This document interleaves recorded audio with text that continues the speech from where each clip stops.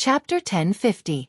Not only did the Tang army not defend the valley, but they also pushed out after crushing Shui Yantua's 2 waves of attacks. This was not because Li Wangyu was hot-headed and felt that 5,000 Tang army could go against the 100,000 Shui Yantua cavalry. The Tang army was at a disadvantage, and this was an undeniable fact. After Li Wangyu discussed with the debauches and a group of generals and lieutenants in the army, they believed that the only way to win was to put enough pressure on Shui Yantua's army and let the barbarian Khan invest more troops. As long as Shui Yantua's cavalry got off their horses, Xuerengui's 6,000 to 7,000 cavalry would charge out of the valley and go around the battlefield to attack Shui Yantua's cavalry. Hence, even if they were at a disadvantage, the 5,000 Tang army still charged out without hesitation. When the Tang army charged out of the valley, Shui Yantua's advantage was shown. Originally, the Tang army defended the valley, and no matter how strong Shui Yantua's forces were, he could only send more troops to attack the valley entrance. After the Tang army took the initiative to attack, how could Khan let go of such a good chance? He waved his hand and Shui Yantua's main force finally moved out. Khan sent out another 60,000 men in one breath, splitting into the left and right, ready to pincer the Tang army from the sides. Although he felt that something was not right, Shui Yantua's remaining 20,000 vanguard troops were facing huge pressure from the Tang army, and they were showing signs of not being able to win. The 5,000 Tang army had the firepower of the heaven-raising crossbows and the unstoppable killing power of the Mo swordsmen, forcing Shui Yantua's vanguard to retreat. Even if the wolf cavalry kept on shouting orders and even killed dozens of retreating Shui Yantua cavalry, they were still unable to prevent the defeat of the Tang army. However, when Khan directly sent out 60,000 men to pincer the Tang army's attacks stopped. 2,000 jump soldiers blocked the front of the left and right wings of the Tang army, and the archers were also forced to split into 2 rows to try and suppress the enemies in 3 directions. However, the 5,000 Tang army was surrounded by 70,000 to 80,000 Shui Yantua cavalry. No matter how valiant the Tang army was, they could not avoid casualties. When Shui Yantua's archers started to shoot arrows, they caused huge casualties to the Tang army. The bouncing soldiers and Mo swordsmen were still fine. At the very least, they had shields and heavy armor to defend themselves. Even if they were hit by arrows, they would not be hit in the vitals and could still hold on. However, the crossbowmen in the middle of the Tang army's battle formation were at a great disadvantage in the crossfire with the crossbowmen of Shui Yantua. Even though the composite steel crossbows in their hands were far superior to Shui Yantua's bow and arrows, the numerical disadvantage determined the number of arrows that both sides could fire. Furthermore, as archers, they were not equipped with shields. Even the armor they wore was only light armor. As the arrows rained down on the Tang army, the casualties of the archers began to increase. Li Wangyu's eyes almost popped out of their sockets as he watched the hundreds of archers fall to the ground. He gripped the wooden railing so hard that his knuckles turned white. The possible casualties of the Tang army had actually been predicted by him and the other foppish sons, as well as the officers and soldiers in the army, and they were mentally prepared.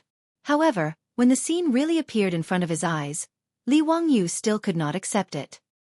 He even began to blame himself deeply. In his mind, he kept repeating a sentence. A general makes a name for himself and tens of thousands of bones wither. A general makes a name for himself and tens of thousands of bones wither. However, these officers and soldiers were still alive just a moment ago. How could they become Li Wangyu's stepping stones? They also had parents, wives and children. How could Li Wangyu face the families of these officers and soldiers when they died in the Mabe grassland? Thinking of this, Li Wangyu felt that there was a breath stuck in his chest, and he did not know how to vent it out. In his previous life, he was just an ordinary person who had lived in a peaceful era since childhood. When had he ever seen such a bloody battlefield? Even though he had experienced a lot after transmigrating to the Tang dynasty, Li Wangyu was still a loser in his bones. He had never thought about the blood and fire of war, but the reality forced him to face it. The sacrifice of the Tang dynasty's officers and soldiers made Li Wangyu ashamed and angry. The bloody fighting on the battlefield made his heart beat violently, and a stuffy feeling in his chest made him look up to the sky and howl. Li Wangyu's sudden outburst scared the wastrels, and they did not understand what had happened to him. In the next moment, Li Wangyu's actions stunned everyone. As the Tang army's commander-in-chief, this guy actually ran straight down the observation tower carriage, mounted his warhorse, and grabbed a long spear from the hands of the troops next to him. Then, Li Wangyu urged his horse to go to Xuerengui's side and stared at the battlefield outside the valley without saying a word. Chung Chumo and the others were stunned for a long time before they ran over. Zio, what are you doing? Zio, don't make trouble. Come back quickly. Niu Wu was so scared that his face turned pale. He reached out and grabbed Li Wangyou's reins. Lang Jun, what are you doing? Don't scare me. Mi Tuo was so shocked that he screamed.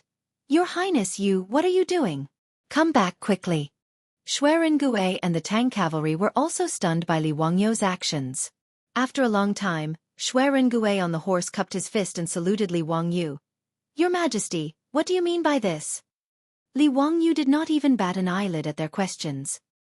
He just held the long spear in his hand and said coldly, I will follow you to charge and kill the enemy. When Mi Tuo heard his words, he almost fainted from fright.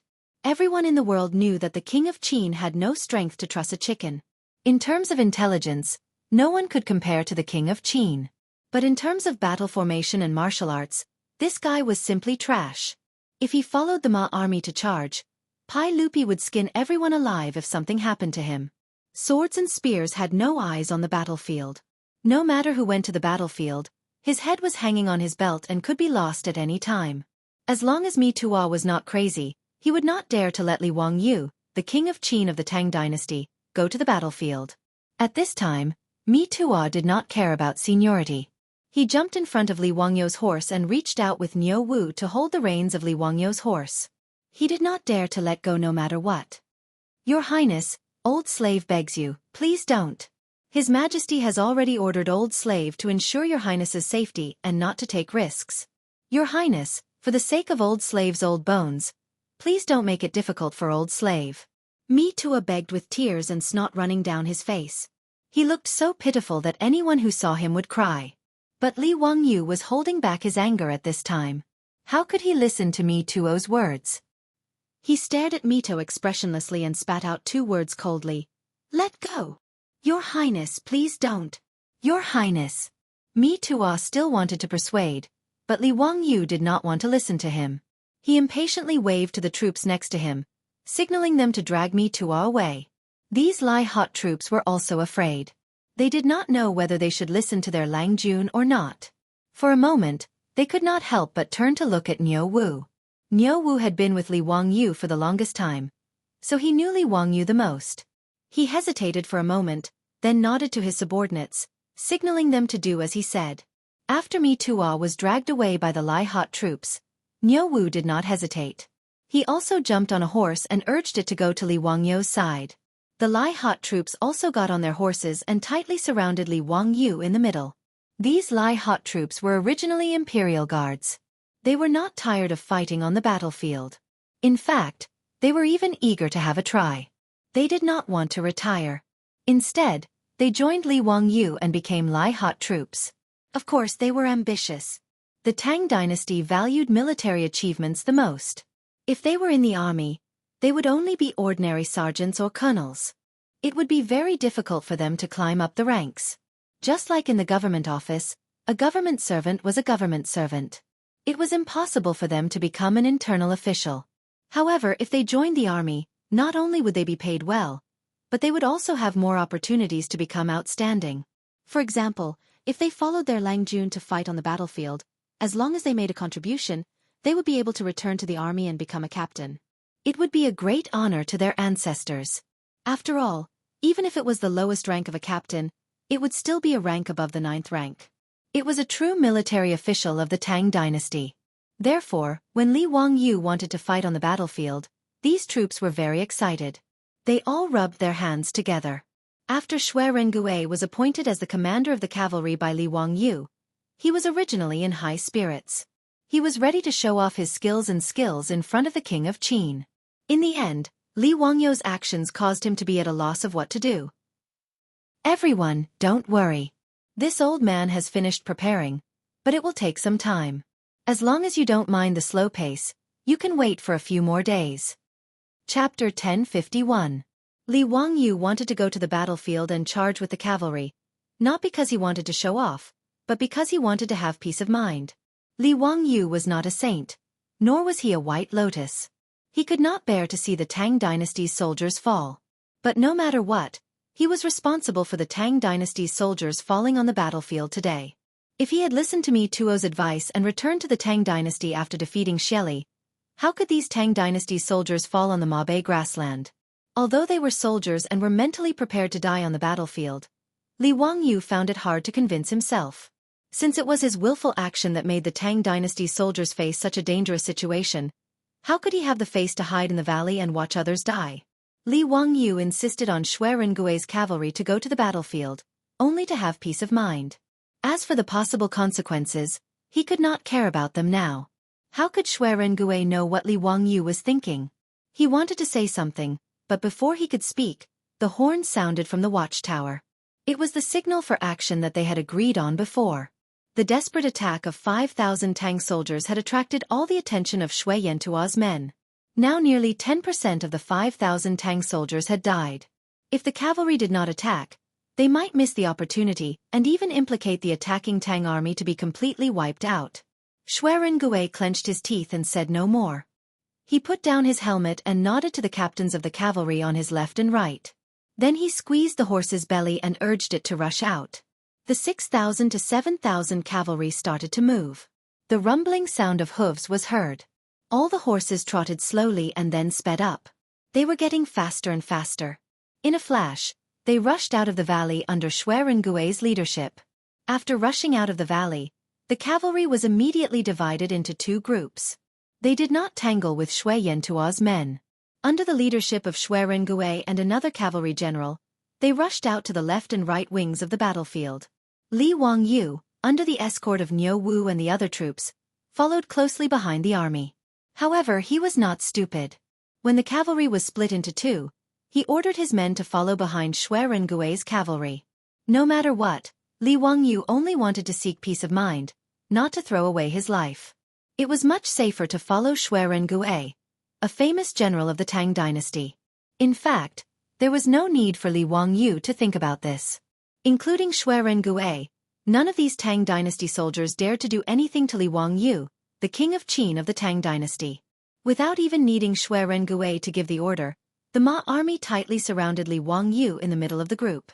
In addition, Niu Wu and the other troops also protected him. It could be said that unless the entire Ma army died on the battlefield, even if Li Wangyu wanted to kill the enemy, it would not be his turn to make a move. When the Tang dynasty's cavalry rushed out of the valley toward the two flanks of the battlefield, the barbarian Khan, who was watching from Shui Yantua's army, finally understood where the uneasiness in his heart came from.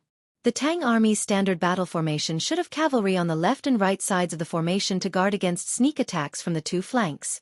However, the 5,000 Tang infantry in front of him actually rushed out so casually, as if they were not afraid of exposing the two flanks to the enemy. The situation was so urgent that the barbarian Khan did not have time to think too much. Now that the Tang cavalry suddenly appeared, he realized that something was wrong. What made his heart beat even faster was that the number of the Tang dynasty's cavalry was not the previous 2,000, but 6,000 to 7,000. Where did these extra troops come from? Could it be that the Tang dynasty's reinforcements had arrived? When the barbarian Khan thought that the Tang army would go all out to attack Mo Bay, he almost subconsciously wanted to order the army to retreat immediately. He had already seen how terrifying the Tang army was. Just the 5,000 Tang soldiers on the battlefield had killed nearly 20,000 Shui Yantua's soldiers. The terrifying crossbow bolts and the unstoppable Mo sabers. If it were not for the wolf cavalry desperately suppressing them, Shui Yantua's army would not have been able to hold on and would have been defeated. Although the current situation of the battlefield was already leaning towards Shui Yantua's side, if nothing unexpected happened, it was only a matter of time before they killed the 5,000 Tang soldiers.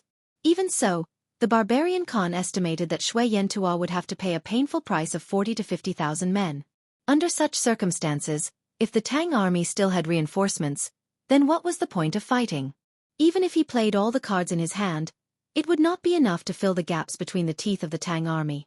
All of a sudden, the faces of the barbarian Khan and Shelly became really ugly. The appearance of the Tang cavalry also caused a commotion on the battlefield. Although Shui Yantua's men were attacking the Tang army, they were still being attacked by the fierce crossbow bolts and Mo sabers. Without the wolf cavalry suppressing them, the troops on the left and right were in chaos after nearly 1,000 of them were killed by the Tang army's crossbows. Even if their numbers were several times that of the Tang army, they were still afraid and did not dare to go all out. It was also because of this that the Tang army had a chance to breathe. Otherwise, if the two wings with a total of 60,000 charged up, even if the Tang army had 3 heads and 6 arms, they would not be able to stop them. After the Tang cavalry charged out, the Shui Yantua people who were attacking the Tang army from the sides panicked. They were worried that they would be attacked by the Tang cavalry and had no way to advance or retreat. However, the Tang cavalry did not care about the Shui Yantua people. Instead, they charged at the two wings, drawing out 2 huge arcs on the battlefield as they charged at the back of Shui Yantua's forces. Only now did the barbarian Khan and Xieli react and understand the true intention of the Tang army. Xieli could not help but cry out in fear. "Father, not good, they want to attack the back of the army. Quickly order reinforcements." The barbarian Khan was even more clear about what it meant if the back of the army was attacked. Without needing Xieli to say anything, he had already roared at the captains beside him. The Tang cavalry attacking the back of Shui Yantua's forces caused the situation on the front of the battlefield to become chaotic. The captains and Kiliarchs didn't know whether they should continue the attack or retreat to reinforce the rear. At this moment, other than the 30,000 men guarding the horses, Shui Yantua's back of the army was quite empty. However, Shui Yantua's extremely stupid dismounted cavalry formation. Even if they wanted to return to the back of the army, how could they outrun the 4-legged horses? Following the barbarian Khan's roar, without waiting for Shui Yantua's main army to retreat to defend, Shui Rengue and the other cavalry broke into the back of Shui Yantua's army from left and right. Shui Rengue took the lead, holding a halberd and 2 bows at his waist. Like a god descending from the heavens, he charged into the enemy camp with an unstoppable force. The thousands of cavalry behind him followed closely behind, charging in with the momentum of a thunderbolt. Although there were 30,000 men guarding the horses in the back of Shui Yantua's army, these people did not form a battle formation. Instead, they were scattered around taking care of the horses. This gave Shui Rengue and the others more space to display their abilities. When the Tang army broke into the back of Shui Yantua's army, it was a complete mess. Countless horses of Shui Yantua's army were frightened and fled in all directions. Shui Rengue naturally did not chase after the fleeing horses. These horses could be slowly collected after cleaning up the battlefield after the war. However, it was impossible for Shui Yantua's army to rely on these horses to fight or escape in a short period of time. In this way, Li Wangyu's purpose of ordering the Tang army to attack Shui Yantua's army was achieved. Li Wangyu charged with the army. The frustration in his heart was long gone. This feeling of riding the horse and attacking the enemy had already made his scalp numb, and he almost roared out in excitement. He waved the halberd in his hand, wishing that he could immediately kill a few enemies with his own hands. However, it was obvious that Li Wangyu was disappointed. After charging with Shui Rengue for a while, Shui Yantua's army almost collapsed. The Tang army killed all the way, and blood flowed like a river. However, his halberd was clean, and there was not even a trace of blood. Everyone, I wish you a happy National Day 2020. Be healthy, have a family reunion, and wish you all the best. Chapter 1052. It was the end of summer in the 7th year of Zhenguan. With the sound of the horn, the Xuande gate of the Taiji Palace slowly opened. Numerous imperial guards in armor and helmets escorted Pai Lupi's carriage out of the Taiji Palace and toward the north of the city. In the carriage, there were hundreds of officials and nobles in the imperial court. On both sides of the official road, there were countless people waiting there. When the carriage passed by, everyone knelt down and kowtowed. Not long after the carriage left, a carriage with a banner with the word "Qin," under the protection of dozens of brocade guards, merged into the carriage and headed 30 miles north of the city. Today's big lineup was not for anything else but to welcome Li Wangyu's victorious return to the imperial court. During this period of time in Chang'an, the news of Li Wangyu's resurrection had already spread like wildfire. Originally, many people did not believe it, but the official bulletin of the government and the palace gate transcript clearly stated that the current dynasty's king of Qin, Li Wangyu, led 10,000 Tang troops to the northern desert grassland, and defeated the Shui Yantua Khanate's army of 200,000. Even the barbarian Khan and his son Xieli were captured alive by the army. Naturally, everyone had no choice but to believe this, and they were flabbergasted. When the imperial court spread the news that Li Wangyu had died in the desert, the civil and military officials in the imperial court all had their own thoughts. There were those who were sad, those who felt pity, and those who were secretly happy. However, when the news spread to the streets, the people in Chang'an cried and mourned for Li Wangyu. Countless people spontaneously tied white cloth to the doors of their houses as a sign of mourning, which was very surprising. Even Pai Lupi did not expect his nephew to have such prestige among the people. In fact, this was not strange. As the saying goes, everyone has a stick in their heart. The many things that Li Wangyu had done in the past few years seemed unremarkable, but in fact, they had benefited the people of Chang'an a lot. Whether it was building toilets or making public carriages for the people to travel, the people were grateful. As for the Wangyu charity hall that Li Wangyu and his playboys made every year from cleaning the toilets in the city, it had helped many lonely old people, women, and children. The Union Medical Hospital treated the poor people for free and did not take any money for medicine. How many people were grateful to it? Not to mention that Li Wangyu and his wife risked their lives in Yanling County of Shuzhou to put out the big head plague that made people pale at the mention of it. The imperial court officials might not remember these things, but the people of Chang'an engraved them in their hearts. At that time, not only were the people mourning, the scholars were also mourning. After all, Li Wangyu was a shameless plagiarism. He Taoist Academy of the Tang Dynasty Royal Academy and publicly taught Taoist ancestors' unique skill.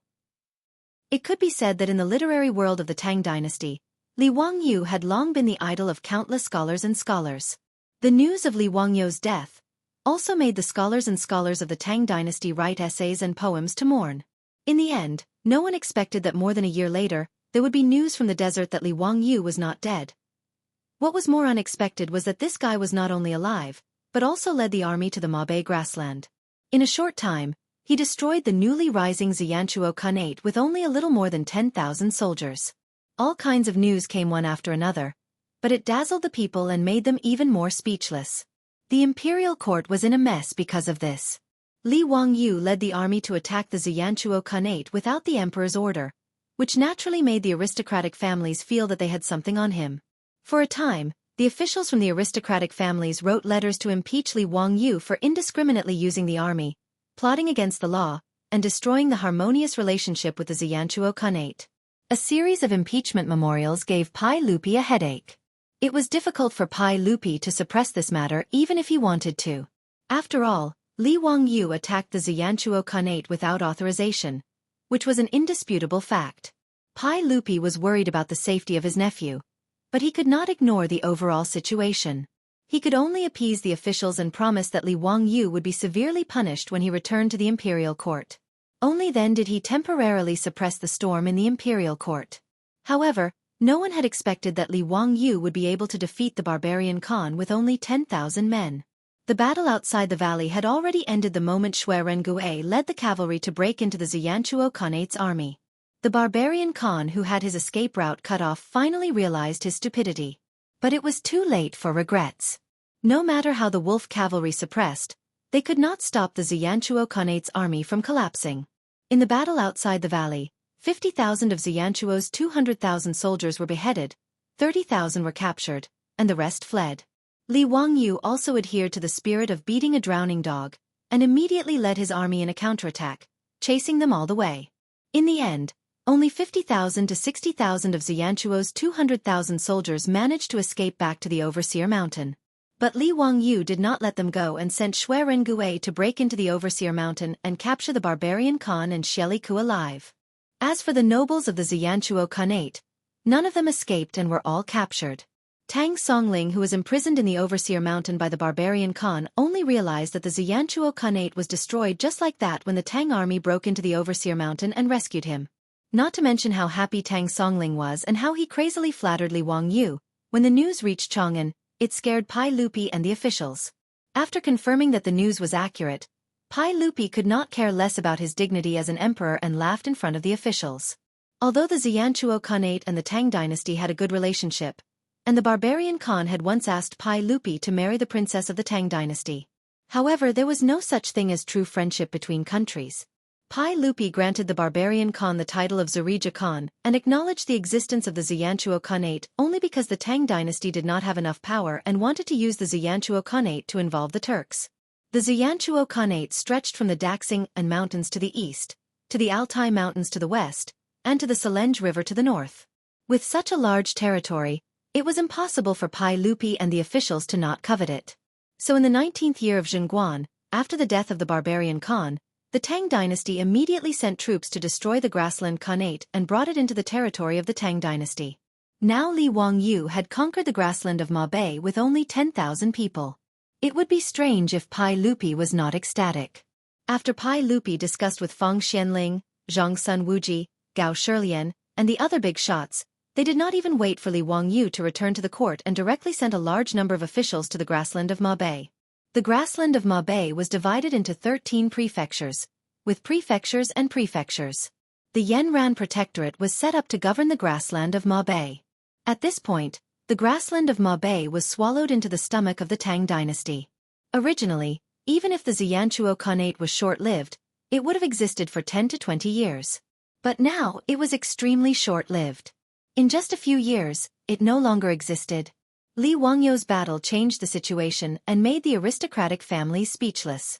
In the court, no one mentioned the impeachment memorials anymore. The Xianchuo Khanate was destroyed. What was the point of impeachment? Expanding the territory, no matter which dynasty it was a great achievement. As for destroying the relationship with the Xianchuo Khanate, that was even more nonsense. The barbarian Khan and the nobles of the Xianchuo Khanate were all captured alive by the Tang army. Who cared about what they thought? Today, Li Wangyu led the Tang army to victory and returned to the court. Pai Lupi personally led the civil and military officials 30 li out of the city to welcome him back. Chapter 1053. In the autumn of the 5th year of Zhengguan, Li Wangyu set out from Chang'an to the western regions. Who knew that after going around in circles, when he returned to Chang'an, it was already the summer of the 7th year of Zhengguan.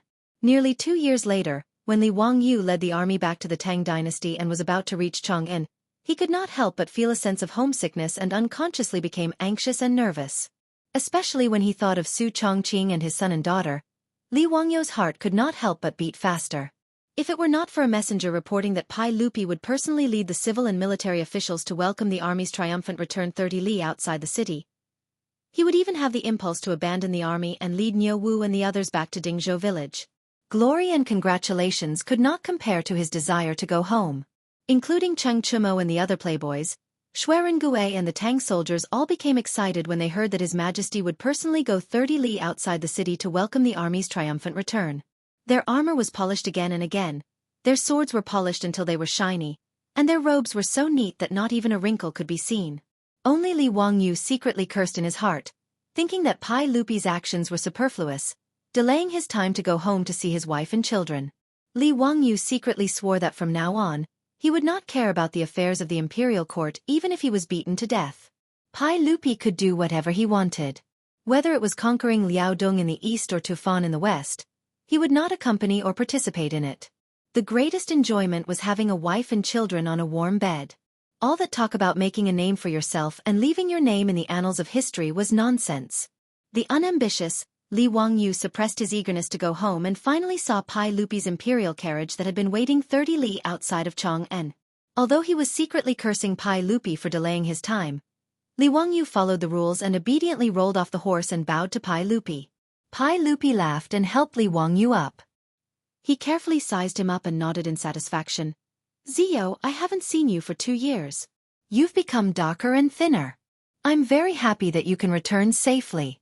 You don't blame me for almost killing you, right?" Li Wangyu quickly bowed. "Your Majesty is too polite. This is my duty. How can I blame Your Majesty? It's good that you don't blame me. We didn't expect that when we sent you to the western regions, you would conquer the Ma Bei dynasty." Li Wangyu was a little embarrassed. It was an accident. I didn't expect this either. This was also an accident. Originally, Li Wangyu only wanted to help Adi and the Hu Root tribe vent their anger. He didn't expect that after a while, he actually destroyed the Xianchuo Khanate. Pai Lupi had already understood what happened in the grasslands of the north through Mi Tuo's report. He didn't ask any more. After the two of them exchanged a few words, Feng Xianling, Zhang Sun Wuji, Gao Shilian, Yuqi Jingda, and the other big shots came forward one after another, congratulating and exchanging pleasantries. Li Wangyu didn't have the mood to talk nonsense with Pai Lupi and these big shots. His mind had already flown to Dingzhou village. However, he also knew that it wouldn't be easy to get away today. He still had a lot of things to do. While he was absent-mindedly greeting the big shots, Li Wangyu's body suddenly froze. His eyes stared straight at the back of the crowd. Seeing him like this, Pai Lupi, Feng Xianling, and the others looked at each other and smiled. They didn't say anything. They just stepped aside and made a path for the people behind them. At the back of the crowd, Su Chongqing, who was dressed splendidly with tears in her eyes and a smile on her face, slowly walked forward. Wang Yu. Before Su Chongqing could finish his sentence, Li Wangyu couldn't care less about shocking the world. He directly reached out and hugged her tightly in his arms. Chongqing. I'm back. I'm back. Su Chongqing, who was holding back her tears, couldn't hold back anymore. She also hugged Li Wangyu tightly and cried, Wangyu, you bastard. You left for 2 years without any news. I thought you... Yes, it's all my fault. I won't leave you in the future. Li Wangyu's nose was also sore. If it weren't for the fact that he was in front of Pai Lupi and the others, and that he still had some scruples about his image, he was afraid that he would have cried out by now. Originally, when he watched those romantic TV dramas in his previous life, he always felt that it was too pretentious for the male and female protagonists to cry when they met. But the moment he saw Su Chongqing, he realized that some things just couldn't be helped. The two of them hugged each other as if there was no one else around, which made Pai Lupi and the others feel a little embarrassed.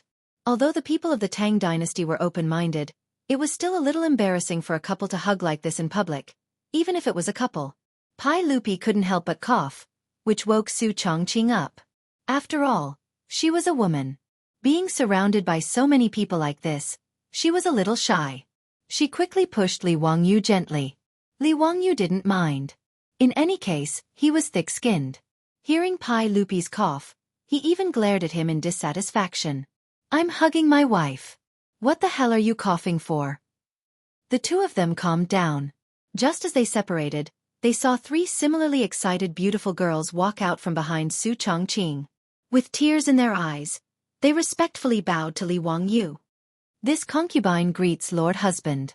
Lord Husband went on an expedition to the northern desert, plowing the courtyard and sweeping the acupoints. It must have been hard on you. Their words caused Li Wangyu to stare blankly. Bridge bean sack. What did they call him? Lord Husband? Oh my God. Li Wangyu naturally recognized these 3 beautiful girls. They were his personal maidservant Perrin, the European girl Aphrodite, and Pai Lupi's eldest daughter, Princess Changle Li Lizzie. It was very normal for Aphrodite to call him Lord Husband. Li Wangyu had already taken Aphrodite into his room. Although he hadn't had the time to give her a status, the relationship between the two was worthy of such a title. Perrin was no longer the 12 or 13-year-old lowly that he had first transmigrated to the Tang dynasty. Now that 5 years had passed, the little lowly had grown into a beautiful young lady in the prime of her life. Su Chongqing had already agreed to let Li Wangyu take Perrin into his room as a concubine. Therefore, Li Wangyu didn't find it strange that Perrin called him Lord Husband. But Changle called him Lord Husband. What kind of situation was this? Although Li Wangyu had been forced to agree to Pai Lupi's unequal treaty in the Taiji Palace in order to marry Su Chongqing, that was actually just a delaying tactic. Li Wangyu didn't believe that Changle would be willing to marry him. Even if Pai Lupi and Empress Zhong's son were willing, it was still impossible. People with the same surname would not marry. Moreover, he had taken Changle as his disciple, and the two were relatives. Moreover, he had already officially married her. In this way, if Pai Lupi insisted on marrying Changle, the aristocratic clans and Confucian scholars would probably spit the shit out of Pai Lupi. Even Wei Zhang, the goat-nosed duke who was loyal and devoted to Pai Lupi, would cause a ruckus in the Taiji Palace and teach Pai Lupi the meaning of moral principles and ethics. As a result, although Li Wangyu had promised Pai Lupi, he had never considered this matter. In any case, if Pai Lupi couldn't handle the aristocratic clans, they couldn't blame him. How could Li Wangyu have known that because he had gone missing in the desert for over a year and was misunderstood by the court as having died, Changle's marriage to him had actually been accomplished without any hiccups? After Mi Tuo and the other debauches found Li Wangyu, they forgot to tell him that during the time he had gone missing, his wife, Su Chongqing, had actually married Princess Changle and brought her back to the Prince of Qin's household in one go. She had also taken in 2 children while she was at it. Seeing Li Wangyu standing there in a daze, Su Chongqing reacted. She couldn't help but secretly extend 2 slender fingers and pinch Li Wangyu's waist. She was also somewhat dizzy. Other women were afraid that their husbands were unfaithful, but she, as a professional elite in the future, had actually helped her husband marry a wife and taken 2 concubines. Thinking of this, Su Chongqing felt her face burn with incomparable hidden bitterness. Chapter 1054. After Li Wangyu finally figured out the ins and outs of the matter from Su Chongqing, he didn't know whether to laugh or cry. He looked at Pai Lupi with eyes full of hidden bitterness. He really didn't know whether marrying a 12 or 13-year-old little girl was considered marrying a wife or helping Pai Lupi raise his daughter. Especially when he heard Changle call him husband, Li Wangyu felt even more guilty. Even he himself felt flustered and embarrassed. But what was done could not be undone. It was too late to say anything. He couldn't drive Changle back to Taiji Palace, could he? If he did that, wouldn't Pai Lupi fight him to the death? Rubbing his nose, Li Wangyu could only grit his teeth and squeeze out a smile at Changle. "My wife, I'm sorry."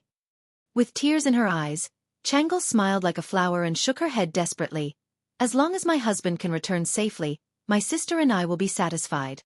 Li Wangyu really didn't know how to respond to this. In front of Pai Lupi, he could only laugh dryly. He habitually reached out to touch Changle's head, but felt that it was inappropriate, so he could only withdraw his hand awkwardly. As for Aphrodite and Perrin, seeing their Lang Jun like this, they snickered. Li Wangyu was so angry that he glared at them fiercely. Pai Lupi didn't notice Li Wangyu's expression, nor did he feel that there was anything wrong with his daughter marrying Li Wangyu at such a young age. After all, this guy had married Empress Zhang's son at such a young age.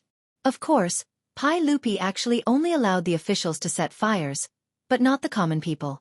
Because as early as the first year of Zhengguan, Pai Lupi issued an imperial edict to set the marriage age of men and women in the Tang dynasty, 20 years old for men and 15 years old for women. It wasn't until the Kaiyuan era that Emperor Xuanzong of Tang changed the marriage age of the Tang dynasty to 15 years old for men and 13 years old for women in order to increase the population. Now Li Wangyu was old enough, but Changle was still a few years away from 15. Of course, no one would ask Pai Lupi for this reason. Li Wangyu's resurrection caused all the officials in the imperial court to have a lot of complaints. Just his title as the Duke of Qin was enough to give the other officials a headache. As for the matter of Li Wangyu marrying 2 princesses by accident, no one, including Wei Zhang, bothered to get involved. In any case, Changle had already married into the Duke of Qin's manor. Even if they were sick of her, they couldn't say anything. Li Wangyu also had a headache about this, but he was too lazy to think too much about it. If he married her, then so be it. He could just treat it as a nurturing game. After a few years, Changle would eventually grow up. Thinking of this, Li Wangyu, the outwardly passionate man, couldn't help but steal a glance at Changle. He was a little excited. Pai Lupi led the officials out of the city to welcome the army's triumphant return. The ceremony was very complicated. In addition to the inspection of the army, the offering of prisoners, and many other matters, it took a full 2 to 4 hours before the army and Pai Lupi's imperial carriage set off again, heading towards Chang'an City. Pai Lupi didn't make things difficult for the barbarian Khan and Shelly Khan, as well as Shui Yantua's nobles. After a round of reprimanding, the barbarian Khan and the others were even brought to the imperial ancestral temple for Pai Lupi to boast about their achievements to their ancestors. Then, like Shelly Khan, they would be conferred an official position by Pai Lupi and be raised in Chang'an City. Li Wangyu didn't need to worry about these matters. In fact, Li Wangyu now wanted to bring his wives back to Dingzhou village. He didn't even want to enter Chang'an City. However, the army had triumphed and returned. How could Pai Lupi let him go so easily? In the Taiji Palace, the imperial banquet had already been prepared. Pai Lupi wanted to hold a big banquet for the officials to celebrate. Li Wangyu couldn't refuse. He could only helplessly let Pai Lupi do as he pleased. With all kinds of banquets, eating and drinking, as well as all kinds of complicated ceremonies, Li Wangyu stayed in Chang'an City for a full 3 days before he could finally leave. During this period, just dealing with his friends and family, as well as his disciples, made Li Wangyu so tired that he almost collapsed. He felt that it was more tiring than riding a horse and fighting in the grassland. Although Li Wangyu had made a great contribution on his return from the western region's desert north, Pai Lupi didn't give him any more rewards. He only rewarded him with some gold, silver and jewels. It wasn't that Pai Lupi was stingy. It was that when he conferred Li Wangyu the title of King of Qin and married Changle to him, he had already rewarded him to the extreme. Even if Pai Lupi wanted to reward him, he couldn't. Above the title of prince, there was only the throne in the Taiji Palace. Could Pai Lupi give his throne to Li Wangyu? On the other hand, Cheng Chumo and his group of foppish sons got a lot of benefits. Pai Lupi was not stingy with titles. Almost all the foppish sons were conferred titles, which made them very happy. They held a big banquet to show off. Li Wangyu didn't pay attention to the foppish sons' invitations. After he finished delegating the affairs in the imperial court and returned the military power to Pai Lupi, he couldn't wait to lead Niu Wu and others out of Chang'an City and rushed back to Dingzhou village. Li Wangyu couldn't help but be anxious. After returning to Chang'an, he only saw his wife once. He didn't even have time to be intimate with her. What's more, he hadn't even met his twins yet. When Su Chongqing and Chang'e went to meet Li Wangyu, they didn't take the children with them because they were too young. They were afraid that they would get sick. This made Li Wangyu even more restless in Chang'an City, and couldn't wait to fly to Dingzhou village immediately. He made up his mind that if there wasn't a comet hitting the earth, he wouldn't go to Chang'an City. He would hide in Prince Qin's mansion in Dingzhou village and live his life behind closed doors. He would hide in the small building and live his life there. He didn't care about winter, summer, or spring. His wife, children, and warm bed were the life he wanted to live. Li Wangyu galloped all the way to Dingzhou village. Li Wangyu could already see from afar that there were many people waiting at the village entrance to welcome him. The old village chief had not seen him for 2 years, but he looked older. The old housekeeper Li Hang was supported by his wife. Looking at his Lang Jun, he was so excited that tears flowed down his face. He couldn't speak clearly. The men and women of Dingzhou village, old and young, all came out to welcome him. The servants and maids in his residence were all present as well. They all came to welcome the return of their Lang Jun. However, Li Wangyu didn't have time to greet them. His eyes were fixed on the 2 children in Su Chongqing's arms. He didn't wait for the steed to come to a stop before he impatiently jumped off the horse's back and rushed to the front of Su Chongqing. He reached out to hold the 2 little fellows but was afraid that he would hurt the children. For a moment, he was at a loss and didn't know where to put his hands and feet. Chongqing, are they my son and daughter? Su Chongqing stared at him angrily. What do you think? Who will they be? I didn't mean that. Li Wangyu rubbed his hands awkwardly. Which one is the elder sister? Which one is the younger brother? When Li Wangyu left Chang'an, Su Chongqing was only 2 months pregnant. 8 months later, she gave birth to a pair of children in the summer of the 6th year of Zhengguan. They were just 1 year old. Li Wangyu couldn't tell the gender of the 1-year-old children. Su Chongqing rolled her beautiful eyes at him. The one on the left is the elder sister, and the one on the right is the younger brother. The smile on Li Wangyu's face widened. He reached out to hold the children. Good daughter brat, call me daddy. He didn't care whether there was a father in the Tang dynasty or not.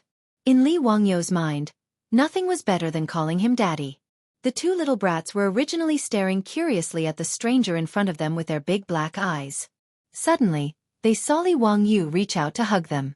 As if they had made an agreement, the siblings turned their heads at the same time and plunged into Su Chongqing's arms. Then they burst into tears. Obviously, Li Wangyu's actions scared the 2 children. Li Wangyu withdrew his hands awkwardly, and his face was full of pain. Damn it, these 2 brats didn't give him any face at all. Su Chongqing hurriedly coaxed the children and didn't forget to roll her eyes at Li Wangyu again.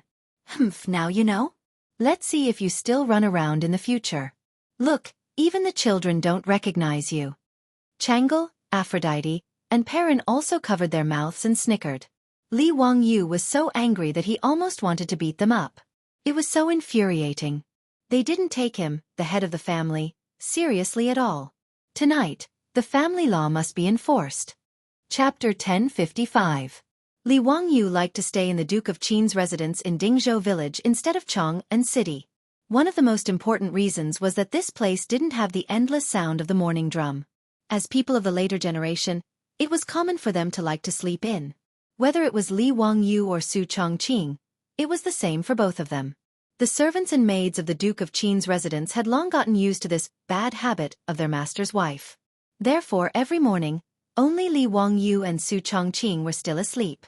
Everyone in the residence was very quiet when they did their work, afraid that they would wake their masters up.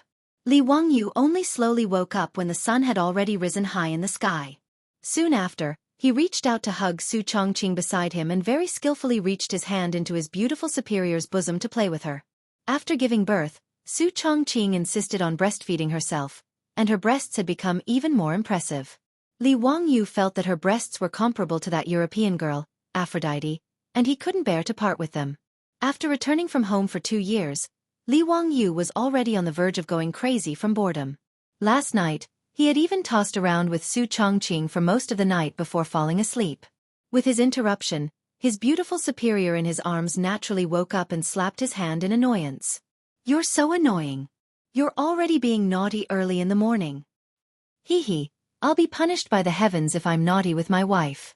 Li Wangyu had a glib tongue as he teased. "Wife, time to get up and do your morning exercise." Su Chongqing's pretty face immediately turned red. "Stop fooling around. The maids will come in soon." "Hee hee, they wouldn't dare. I've already instructed them not to enter the bedroom without a summons." Li Wangyu didn't allow for any explanation as he flipped over and pressed his beautiful superior on top of him. Su Chongqing subconsciously let out a soft cry before her red lips were covered by Li Wangyu's. Spring filled the entire room. It wasn't until late in the morning that the husband and wife finally got out of bed. Under the service of the maidservants, they freshened up and changed their clothes. Su Chongqing had the maidservants bring the 2 children over and glared at Li Wangyu. "Don't come into my room tonight. Go sleep in Avro's room." "Oh right. Aji and Badger are almost 1 year old. Since you're back, I'll leave the matter of naming the children to you." "Humph, if it doesn't sound good. Just you wait. Don't learn from Li Shimin. I'm so angry. Look at what kind of lousy pet name Li Shimin gave our child." According to the Tang custom, after a child was born, they would first be given a pet name. Only when the child was 1 year old would they be officially given a name. When Li Wangyu's twins were born, Li Wangyu was still playing with mud in the desert robbers' camp. Therefore, Pai Lupi unceremoniously gave the 2 children pet names in the name of his uncle. However, Li Wangyu couldn't help but want to beat someone up when he heard this nickname. His eldest daughter's pet name was Aji. Ji meant pig. Aji was a little pig. His son's pet name was Badger, a type of mustelid. F*ck. What kind of lousy pet names were these? Not to mention Su Chongqing. Even Li Wangyu wanted to curse when he heard it. However, when he thought about the pet names Pai Lupi had given his children, Li Wangyu felt relieved. Li Tai's pet name was Qing Ke, which was a type of bird. Li Ji's pet name was Ji Nu, which meant a little pheasant.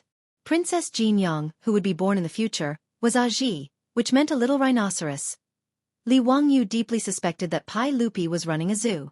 The pet names he gave his children were all animals.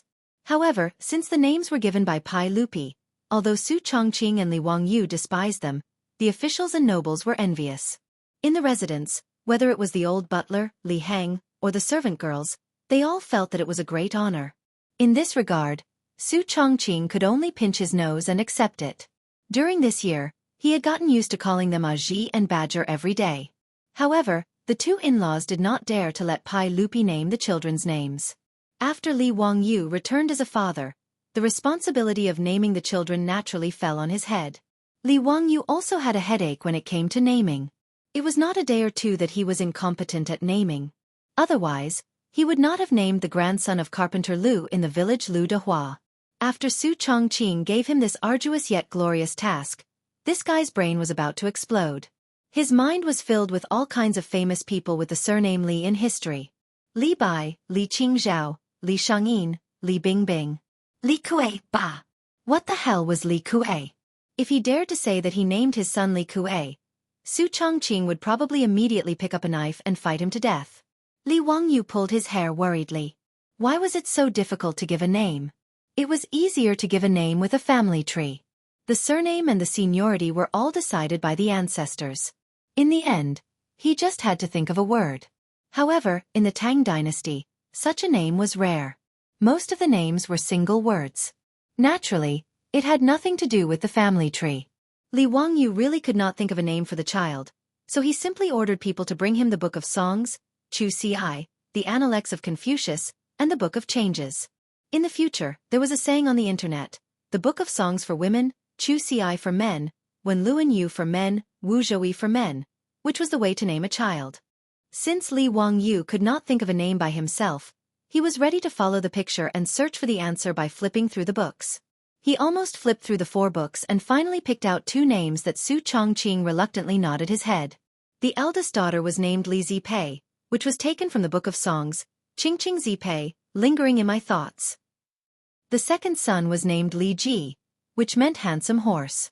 After sending the names of the 2 children to the Zongjing Temple for registration, Li Wangyu considered that he had completed the task and concentrated on playing with the 2 children. Since the 2 children were born, they had never seen him as a father. Naturally, they were not close to him. Every time Li Wangyu wanted to carry his children, all he got in return was his daughter and son crying loudly, making him look very miserable. Li Wangyu could only shamelessly walk around in front of his children, trying to get familiar with them as soon as possible. It had to be said that Li Wangyu was actually somewhat biased towards girls. Of the 2 children, his daughter was always his precious daughter, his biological daughter, and his son was a stinky brat. After all, the daughter was a little cotton-padded jacket, a lover from a previous life. As for the son, well, he was probably an enemy from a previous life and wanted to take revenge in this life. Under Li Wangyu's efforts, it took him 2 to 3 days to finally make the 2 children, who were just learning to speak, accept his existence. Li Wangyu was so happy that he carried his daughter around the residence every day. Su Chongqing was also so angry that his teeth itched. This was because this fellow actually only carried his daughter and was never willing to carry his son. A daughter slave like Li Wangyu could not be more normal in later generations, but in the eyes of the Tang people, it was somewhat shocking. Even though Pai Lupi doted on his daughter, in terms of the status of the few legitimate children in his heart, Li Chengqian, Li Tai, and Li Ji were naturally more important. In the eyes of the old butler Li Heng and the others, the future master of the king of Qin's mansion was Xiao Lang, Li Ji, and the young lady Li Zipei would get married sooner or later. Naturally, it was impossible for her to become the master of the king of Qin's mansion. Li Wangyu did not care what others thought. In short, he doted on Aji to the point that even Chang'e, Perrin, and Aphrodite were slightly jealous. For several months, Li Wangyu did not care about what was going on in the outside world. He hid in his king of Qin's mansion leisurely, and was not even willing to set foot in Chang'an City. During this period, he officially took Perrin as his concubine. Back then, the little girl had just become someone's wife. Li Wangyu enjoyed the blessing of having 2 wives. As for Chang'e, Li Wangyu was not so perverted. Naturally, he did not dare to provoke this little girl. Although Chang'e was nominally his princess consort, no matter what, he had to wait for at least a few years before Li Wangyu dared to do such a beastly thing. Otherwise, Su Chongqing would definitely fight him to the death. If the days continued like this, Li Wangyu would not be tired of it. But the trees wanted to be quiet, but the wind did not stop. Li Wangyu hid in Dingzhou village and did not see outsiders, but trouble came knocking on his door. And this time, the one who caused trouble was his eldest disciple, Ma Zhou. Chapter 1056.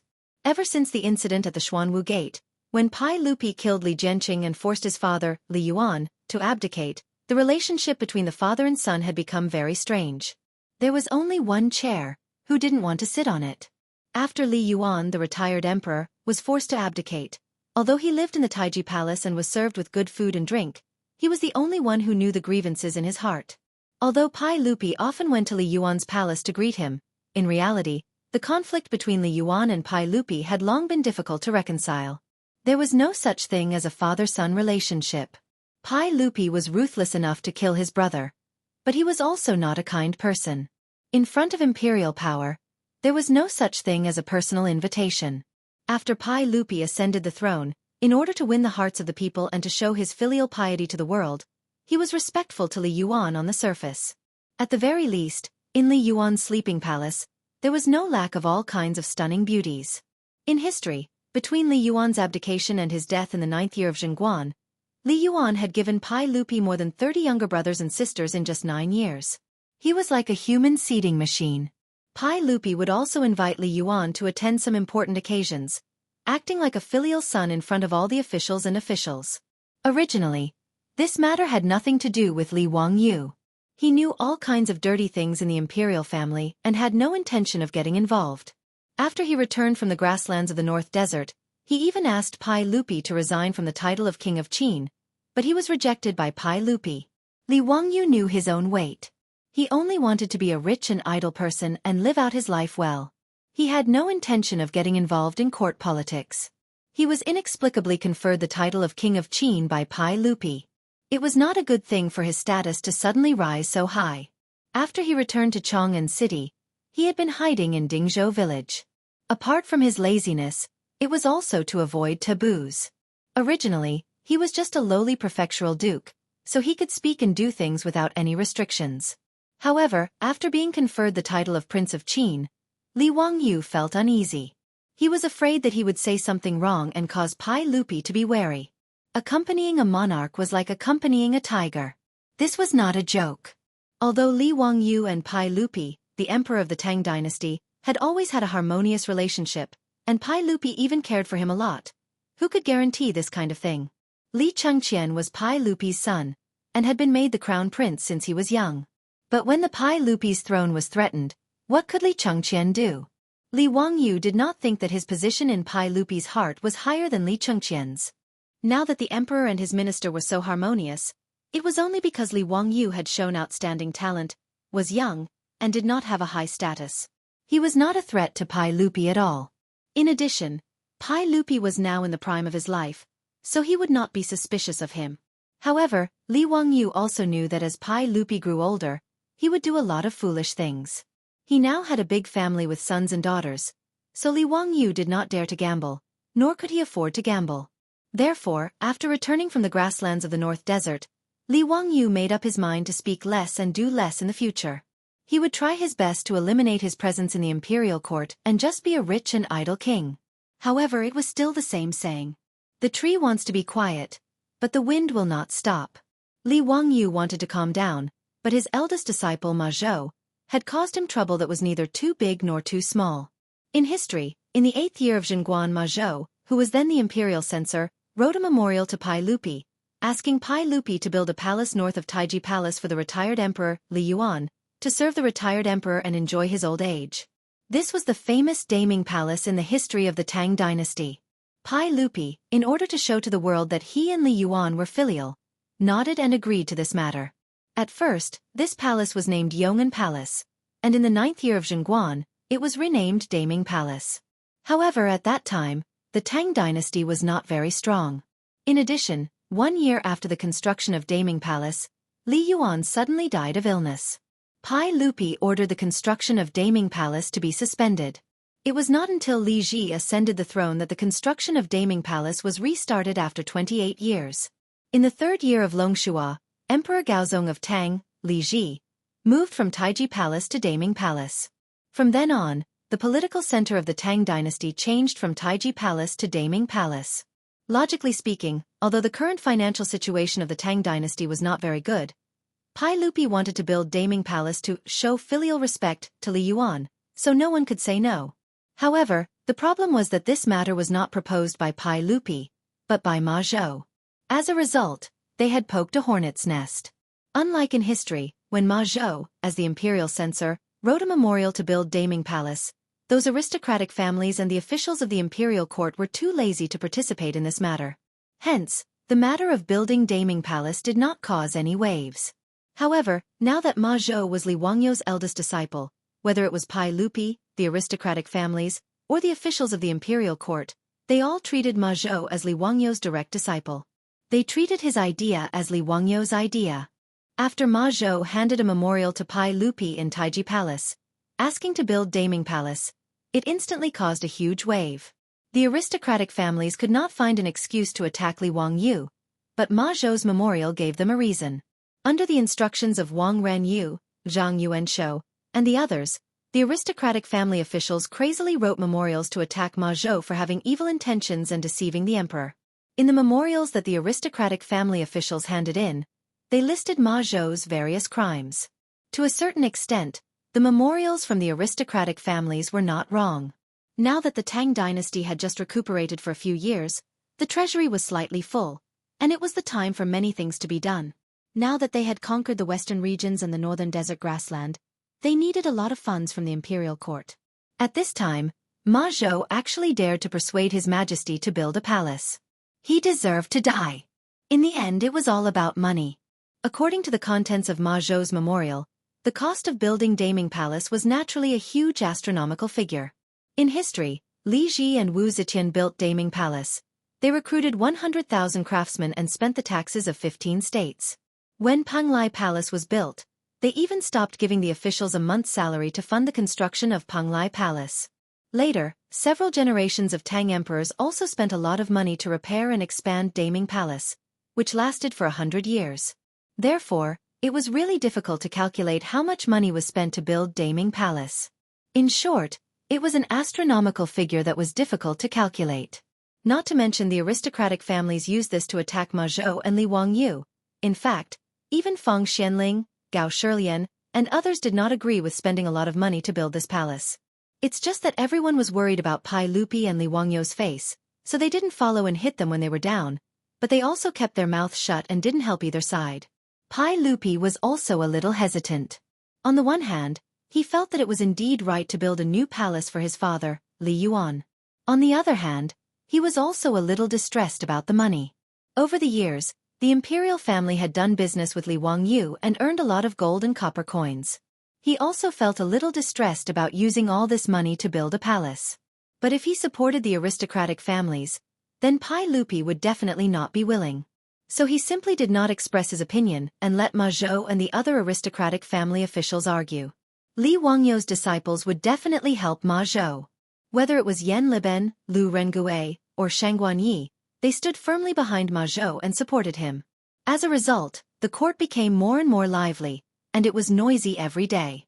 Pai Lupi also had a headache about this, so he simply issued a decree and ordered people to run to Dingzhou village in Hu County and drag out Li Wangyu, who was living peacefully in Qin Wang's mansion, and order him to come to the court to solve this matter. Tomorrow, I will go out with my friends for 2 days. Although I brought my mobile phone and Bluetooth keyboard, I may not have time to write. If I don't update, then this old man is asking for leave. Chapter 1057. After Li Wangyu finally figured out what happened in the imperial court, he didn't know whether to laugh or cry. With regards to Ma Zhou's memorial, he was gnashing his teeth in hatred. If he had nothing better to do, why did he get involved in the imperial court's affairs? Who cares if Pai Lupi is filial to me? What does it have to do with you? If Ma Zhou wasn't in front of him, Li Wangyu would have the urge to beat him up. In Li Wangyu's opinion, he did not support the construction of the Daming Palace. Li Yuan wouldn't be able to enjoy it. Even if he could, how could the huge Taiji Palace not be enough for Pai Lupi and his family? Wasn't building the Daming Palace with the blood and sweat of the people of the Tang dynasty? Weren't the people of the Tang dynasty the ones working hard? That bastard Ma Zhou actually wrote a memorial to urge Pai Lupi to build the palace. He really didn't know his own name. Actually, Li Wangyu also remembered this matter in his heart. He also had plans to find time to find Ma Zhou and give him a warning. He wanted to warn him not to rashly submit a letter to Li Er next year. After all, in history, Ma Zhou only wrote a memorial to Pai Lupi in the 8th year of Zhenguan era to ask for the construction of the Daming Palace. In the end, for some reason, Ma Zhou wrote a memorial to Pai Lupi a year earlier, which caught Li Wangyu unprepared. He fiercely scolded Ma Zhou a few times, then sat back at his desk with a bitter face, thinking about how to clean up Ma Zhou's mess. After all, he was Ma Zhou's teacher, so he had to take care of this matter. But how to take care of it gave him a headache. Supporting Ma Zhou's memorial and Pai Lupi's construction of the Daming Palace was something that Li Wangyu couldn't get over in his heart. Even if Pai Lupi stopped working in the future, wouldn't that little brat Li Ji and Mei Nyang continue to build the palace? Recruit 100,000 craftsmen. What couldn't those craftsmen do? Why did they have to build a palace for the emperor? The evil feudal ruling class. He complained in his heart, forgetting that he, Li Wangyu, was now part of the feudal ruling class, and in terms of nobility, he was the one with the highest rank. But if he didn't support Ma Zhou, not only would it be unreasonable, but he also wouldn't be able to explain it to Pai Lupi. What's more, he didn't want the aristocratic families to be complacent. For a moment, Li Wangyu was really worried. He didn't know what to do in the imperial court tomorrow. While he was worrying, Su Chongqing and Chengel each carried a child into the study, chatting and laughing. Seeing his sad face, they couldn't help but be curious. Husband, what's going on? Why are you so worried? Under Li Wangyu's signal, Changle handed little Aji to him and asked. Li Wangyu let out a long sigh. He recounted the events of the day when Pai Lupi sent someone to deliver the edict, when Ma Zhou entered the memorial to build the new palace, as well as the various events that transpired in the court. Changle, do you think that bastard Ma Zhou has nothing better to do? Why did he urge your father to build a stupid palace? Changle didn't understand these imperial court matters, and she didn't know how to answer. After all, she was just a little girl. Su Chongqing, on the other hand, glared at Li Wangyu angrily. Why are you swearing in front of the child? Li Wangyu finally reacted. He quickly lowered his head and teased his daughter in his arms. Aji didn't hear it, right? Come, call me father. Father. Between a pair of children, Li Wangyu obviously preferred his daughter. Su Chongqing was too lazy to complain about this daughter-slave. He directly stuffed his son, Badger, into Li Wangyu's arms. If you continue to be so biased, be careful that Badger won't take care of you when he grows up. How dare he? I'll beat him to death. Li Wangyu couldn't help but stare. Su Chongqing rolled his eyes at him and was too lazy to say anything more. He reached out and picked up the copy of Ma Zhou's memorial from the desk and read it. After a long while, Su Chongqing suddenly said without rhyme or reason, Wangyu, it seems that real estate development is very profitable, right? Profitable? Li Wangyu was a little dumbfounded. He didn't understand Su Chongqing's meaning. This was the Tang dynasty, not the later generations.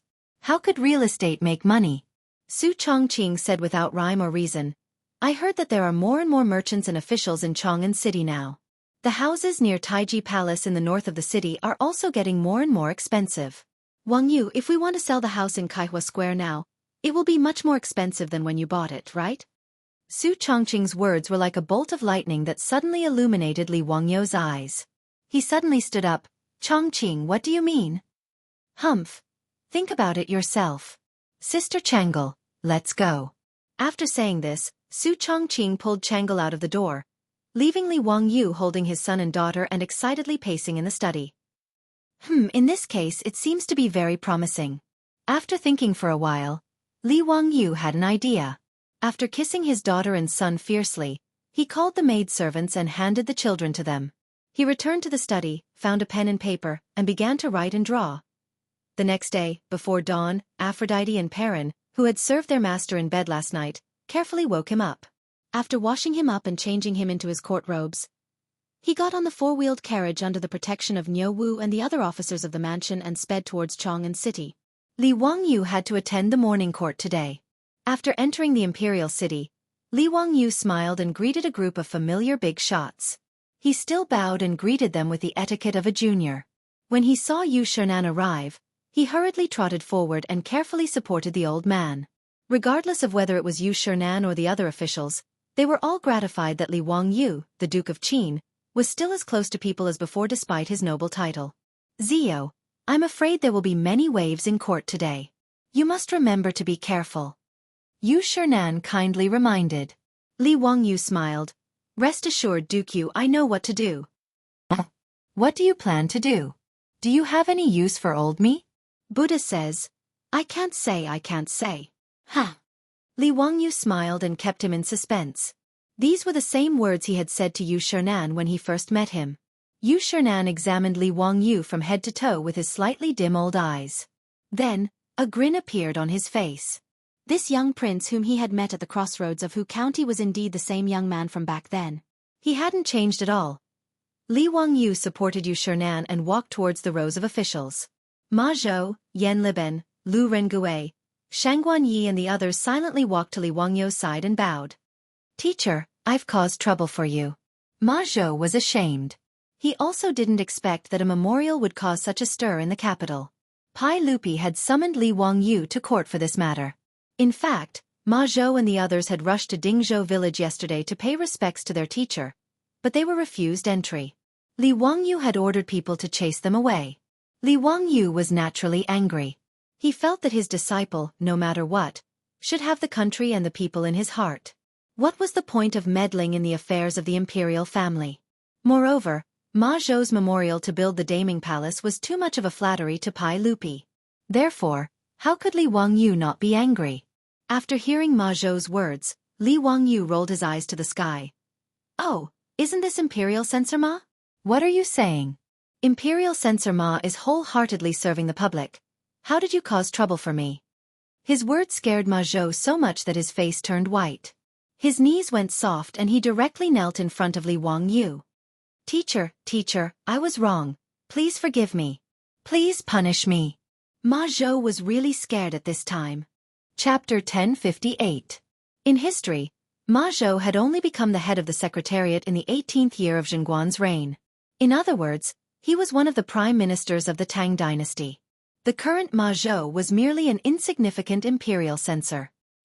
He did not have any authority to speak of. In fact, Yan Liben, Lu Rengui, Shangguan Yi, and the other disciples were all like this.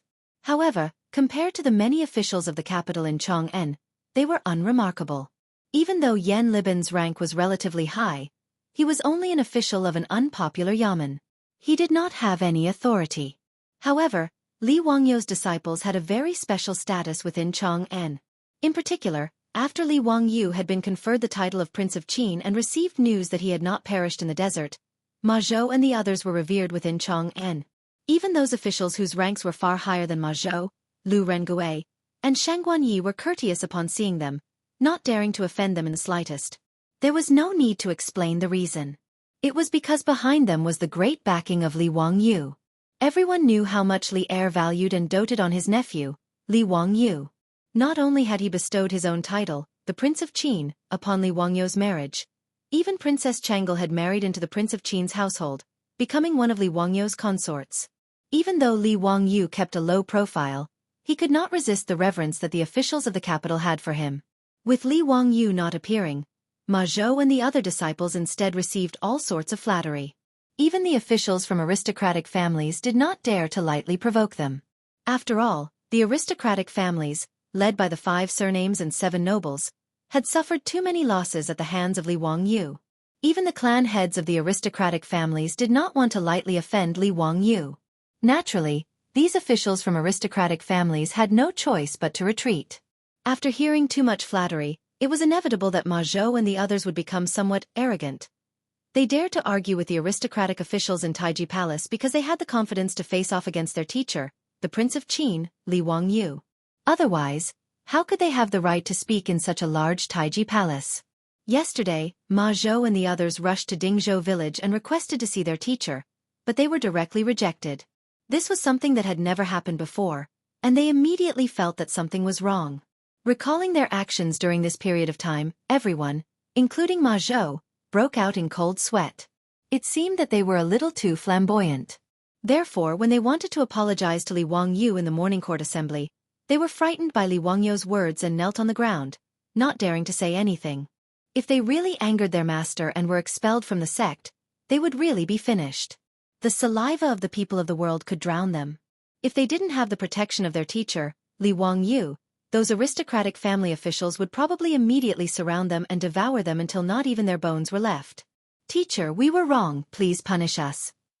Ma Zhou and the others didn't dare to argue and could only lower their heads and beg for mercy. Yu Shernan was actually dissatisfied with the actions of Ma Zhou and the others during this period of time. But because of Li Wangyu's face, he didn't say anything and didn't help either side in the court. At this moment, seeing Ma Zhou and the others in this state, the old man couldn't bear to see them like this. He advised, Zio, it's better not to blame them anymore. Speaking of which, as a teacher, you also have a responsibility. Who told you to go to the Western Desert North for 2 years? It's normal for them to make some mistakes because of your lack of discipline. Young and frivolous, haha, young and frivolous. Yu Shernan had forgotten that in terms of age, Li Wangyu was the youngest teacher. Among his disciples, even the youngest, Shangguan Yi, was a few years older than Li Wangyu. It was just that Li Wangyu had always been a monster, so Yu Shernan had long forgotten that he had just reached the age of 20. Li Wangyu glared at Ma Zhou and the others. Since Master Yu has pleaded for you today, I will give you another chance. If there is a next time, don't blame me for expelling you from the sect. Yes, we dare not disobey. Ma Zhou and the others heaved a sigh of relief and hurriedly thanked Li Wangyu and Yu Shernan. However, you can avoid the death penalty. but you can't escape punishment. You bastards, within 10 days, each of you will copy the Analects of Confucius 100 times. This will be your punishment. When Ma Zhou and the others heard this, their faces instantly darkened. The Analects of Confucius was about 10,000 words, so copying it 100 times would be more than 1,000,000 words. If they wanted to copy it in 10 days, their hands would be crippled. Ma Zhou, Yan Liben, Lu Rengui, Shang Guanyi and the others looked at each other, but could only obediently nod and agree. Without a doubt, if they wanted to copy 1,000,000 words in 10 days, they would not need to think about sleeping during this period of time. After Li Wangyu had finished teaching his disciples a lesson, it was time to go to the imperial court. With his current status, going to the imperial court would definitely be his first priority. This was the etiquette of the imperial court, so Li Wangyu could not decline. He could only walk to the front of the hundreds of officials and lead the civil and military officials to the imperial court. After Li Wangyu appeared, the aristocratic officials also secretly shouted and made up their minds that no matter what, they would make the king of Qin suffer today. In short, they had the right to do so. These few days, through the mouths of the aristocratic families, intentionally or unintentionally adding fuel to the fire, had already caused an uproar in the city. Ma Zhou, the instigator, had attracted a lot of criticism in the streets.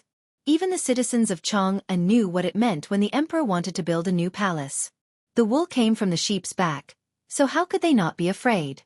Fortunately, the officials did not know that in the future, Wu Mainyang had even stopped paying the salaries of the officials in the capital in order to build the Ming Palace. Otherwise, these officials would probably want to strangle Ma Zhou to death. If not for Li Wangyu's high prestige in the streets, there would probably be people throwing rotten eggs and vegetables at Ma Zhou's residence. Actually, Ma Zhou now regretted it. He regretted that he had written a memorial to ask Pai Lupi to build a new palace. But he was also riding a tiger and could not back down. Now, he could only pray that his teacher, Li Wangyu, had the ability to help him resolve this matter. In Taiji Palace, Pai Lupi ascended the throne amidst the greetings of the officials. After the ceremony, the palace suddenly quieted down. Everyone looked at Li Wangyu, who was in the front row of the hundreds of officials. Even Pai Lupi was the same. He looked at Li Wangyu with burning eyes. Li Wangyu felt a little uncomfortable being stared at by everyone. He could only rub his nose helplessly and cough lightly. He walked forward and said in a clear voice, "Reporting to your majesty, I, Li Wangyu, have something to report." "Report it." "I heard that Censor Ma Zhou had once reported to your majesty to build a new palace for the retired emperor. I think this is inappropriate." After Li Wangyu said that it was inappropriate, the originally quiet palace immediately burst into a clamor. It was as lively as the busiest market in Chang'an. The faces of Ma Zhou and the others instantly turned pale, their faces drained of all color. The aristocratic officials, on the other hand, looked pleased. If Li Wangyu abandoned his disciples in order to protect himself, then Li Wangyu's reputation as the king of Qin would also be ruined. Who would dare to get close to such a person if he could abandon his own disciples at will? Even Feng Xianling and Gao Shilian frowned. They looked at Li Wangyu with puzzlement. Pai Lupi frowned even more. "Zio, what do you mean by this? I played for 2 days during National Day. Today I will make up for it." Chapter 1059. In everyone's opinion, even if Li Wangyu did not approve of his disciples' memorial, he should not have made such a statement in public. His words were equivalent to sentencing Ma Zhou and the others to death. Even he, the teacher, said that it was inappropriate. What else could Ma Zhou and the others argue? The crimes that the aristocratic families had previously accused Ma Zhou and the others would fall on them. Even if Pai Lupi wanted to protect Ma Zhou and the others, he had to consider the attitude of the civil and military officials in the court. No matter how unwilling he was, he could only shed tears and punish Ma Su and the others. When the noise in the main hall subsided, Li Wangyu smiled and said again, "Your Majesty, Censor Ma's memorial is indeed inappropriate. Although the Tang dynasty is growing stronger and stronger, and we have the kingdoms of the western region and the northern desert grassland under our rule, it would be difficult for us to take out a large amount of gold and copper coins to build a new palace for the retired emperor. Moreover, your Majesty is a wise ruler.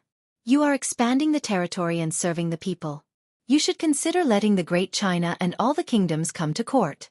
If your Majesty were to build this new palace, no matter how magnificent it is, how would it compare to the Apang Palace of the first emperor? Why should your majesty repeat the mistakes of the great Qin dynasty? Li Wangyou's words were not polite at all. Pai Lupi was so angry that his face darkened. In fact, although Ma Zhou was the one who submitted the memorial regarding the construction of the Daming Palace, Ma Zhou was also hinted by Pai Lupi to submit the memorial. Pai Lupi's purpose was very simple. He wanted to show his filial piety to Li Yuan in front of the world. To put it bluntly, it was just a political show. Therefore, when Li Yuan died, Pai Lupi immediately ordered to stop the construction of the Daming Palace. As for Li Ji, that brat, who later started to rebuild the Daming Palace, it was because he disliked the old Tai Chi Palace and wanted to enjoy himself. His purpose was completely different from Pai Lupi's. Pai Lupi actually did not care much about the luxuries of an emperor. Otherwise, he would not have stayed in the Taiji Palace all this time. This was Li Wangyu. He was actually in the main hall, in front of all the officials, criticizing him for forgetting the first emperor's Apang Palace. How could he not be angry? In the Apang Palace, Xiangyu had burned it down, and it was nowhere to be found. Li Wangyou's words were clearly saying that Pai Lupi couldn't love the people, couldn't seek long-term peace, ignored the lessons of history, and indulged in sensual pleasures. That was why he rose to power. This was simply pointing at a monk and scolding a bald donkey. No matter how much Pai Lupi thought highly of Li Wangyu, no matter how much he doted on him, he was so agitated that it was difficult for him to control himself. His anger was about to explode. Before he could say anything, Li Wangyu added fuel to the fire for Pai Lupi. Your Majesty, I have recently written a poem about the Apang Palace. I wonder if your Majesty is interested in hearing it? Pai Lupi's face turned even darker. He said coldly, everyone knows that King Qin's literary talent is the best in the world. Since King Qin has a new work, why don't you recite it so that I can appreciate it too? He did not even call Li Wangyu by his courtesy name. He directly called him King Qin. One could see how angry he was. Li Wangyu ignored him completely. He smiled and nodded at Pai Lupi. Then, he raised his voice and recited it loudly. The 6 kings are complete, the 4 seas are won, Mount Shu is born, Ipang is born. It covers more than 300 miles, isolates the sun and the sky. Every 5 steps there is a building, every 10 steps there is a pavilion. Following Li Wangyou's recitation, the Taiji Palace became so quiet that one could hear a pin drop. Everyone held their breath and listened attentively to Li Wangyu reciting this poem. Du Mu's Apang Palace Ode had been passed down through the ages. There was no need to talk about its literary talent. Li Wangyu shamelessly plagiarized it again. This truly shocked all the civil and military officials of the court, as well as Pai Lupi in the hall. The magnificent description vividly portrayed the grandeur of Apang Palace, fully demonstrating the grandeur of the time. Everyone was fascinated by it. Even Pai Lupi's expression softened. He was almost about to clap his hands and cheer. But just as everyone was fascinated by it, Li Wangyu changed the topic. He began to recite the 3rd section of the Apang Palace Ode. Sigh. The heart of one person is the heart of 10,000 people. Qin loves extravagance, but people also miss their home. Alas! The one who destroyed the 6 countries was the 6 countries, not Qin. The people of Qin did not have time to mourn, but the later generations mourned. The later generations mourned but did not reflect, but also caused the later generations to mourn the later generations. This was a profound judgment. The historical lesson was described in detail and thought-provoking. It was a warning for the later generations, but also a feeling of concern for the country and its people. But these words in Pai Lupi's ears were extremely ironic. After Li Wangyu finished reciting the several hundred words of Apang Palace Ode, the Taiji Palace Ode was so quiet that it was suffocating. Whether it was the officials of the aristocratic families, Fang Xianling, or Gao Shilian, none of them dared to make a sound. They were afraid of angering Pai Lupi on the throne and inviting trouble to themselves. But the eyes of the aristocratic family officials were filled with excitement. They felt that Li Wangyu was simply seeking his own death. To recite such a magnificent masterpiece in the air, it was completely rubbing Li Er's face on the ground, rubbing it against his face again and again. If Pai Lupi did not severely punish Li Wangyu today, where would his dignity as an emperor be? Ma Zhou and the others, at this moment, were ashen-faced. Their hands and feet could not help but tremble. Their division master was courting death. Ma Zhou wanted to slap himself. Why did he have to think about Pai Lupi's thoughts? Why did he have to follow Pai Lupi's hint and submit the memorial? If he could, he would rather see Li Wangyu be punished. Even if he was sent to the censoriate's prison, he would not complain. Pai Lupi on the throne, at this moment, was on the verge of exploding. Even if he was an emperor, to be ridiculed by Li Wangyu with such a masterpiece, he could not tolerate it. Li Er could imagine that this Apang ode to palace would definitely be passed down through the ages, and accompanying it would be his heroic reputation. He would also be labeled as someone who indulged in sensual pleasures, and it would be passed down through the ages. This was something that Pai Lupi, who had always prided himself as a wise emperor and wanted to leave his name in history, could not tolerate. But just as Pai Lupi's balloon was about to burst, Li Wangyu spoke again. "Your Majesty, what do you think of this Ipang Palace ode? Good. Very good. Very good." Pai Lupi's cold voice was squeezed out from between his teeth. His gaze towards Li Wangyu was even colder than before. If looks could kill, Li Wangyu's body would have been riddled with holes by now. Li Wangyu did not see Pai Lupi's extremely ugly expression at all. He continued, minding his own business. The lesson of the Qin people should be taken as a warning. Therefore, this new palace cannot be repaired by His Majesty, the court cannot be repaired. But, just as Pai Lupi was about to explode, Li Wangyu changed the topic. "But, I can repair it." "Nanny?" Li Wangyu's sudden change of topic almost broke the waists of Pai Lupi and the officials in Taiji Palace. What did this guy just say? The new palace cannot be repaired by His Majesty, but he can? What did this mean? Li Wangyu did not wait for the crowd to react and continued. "Your Majesty, as a member of the imperial family, the retired emperor is also my elder. Being filial to the retired emperor is also my duty. Therefore, as the ruler of the Tang dynasty, Your Majesty should set an example and put the country first. But, I do not have such considerations. Furthermore, I am quite wealthy. Why don't I invest in the construction of the new palace?" After Li Wangyu finished speaking, everyone, including Pai Lupi, almost forgot to breathe. Chapter 1060. Pai Lupi felt that his brain was not enough today. He even suspected that there was something wrong with his ears and that he was having auditory hallucinations. In the Taiji Palace, in front of the officials, Li Wangyu, this bastard, first threw out the famous poem, Ipang Ode to the Palace, which made him spit on his face. Then, without waiting for him to explode in anger, this guy took a turn and shamelessly said that he would be responsible for all the costs of building the new palace.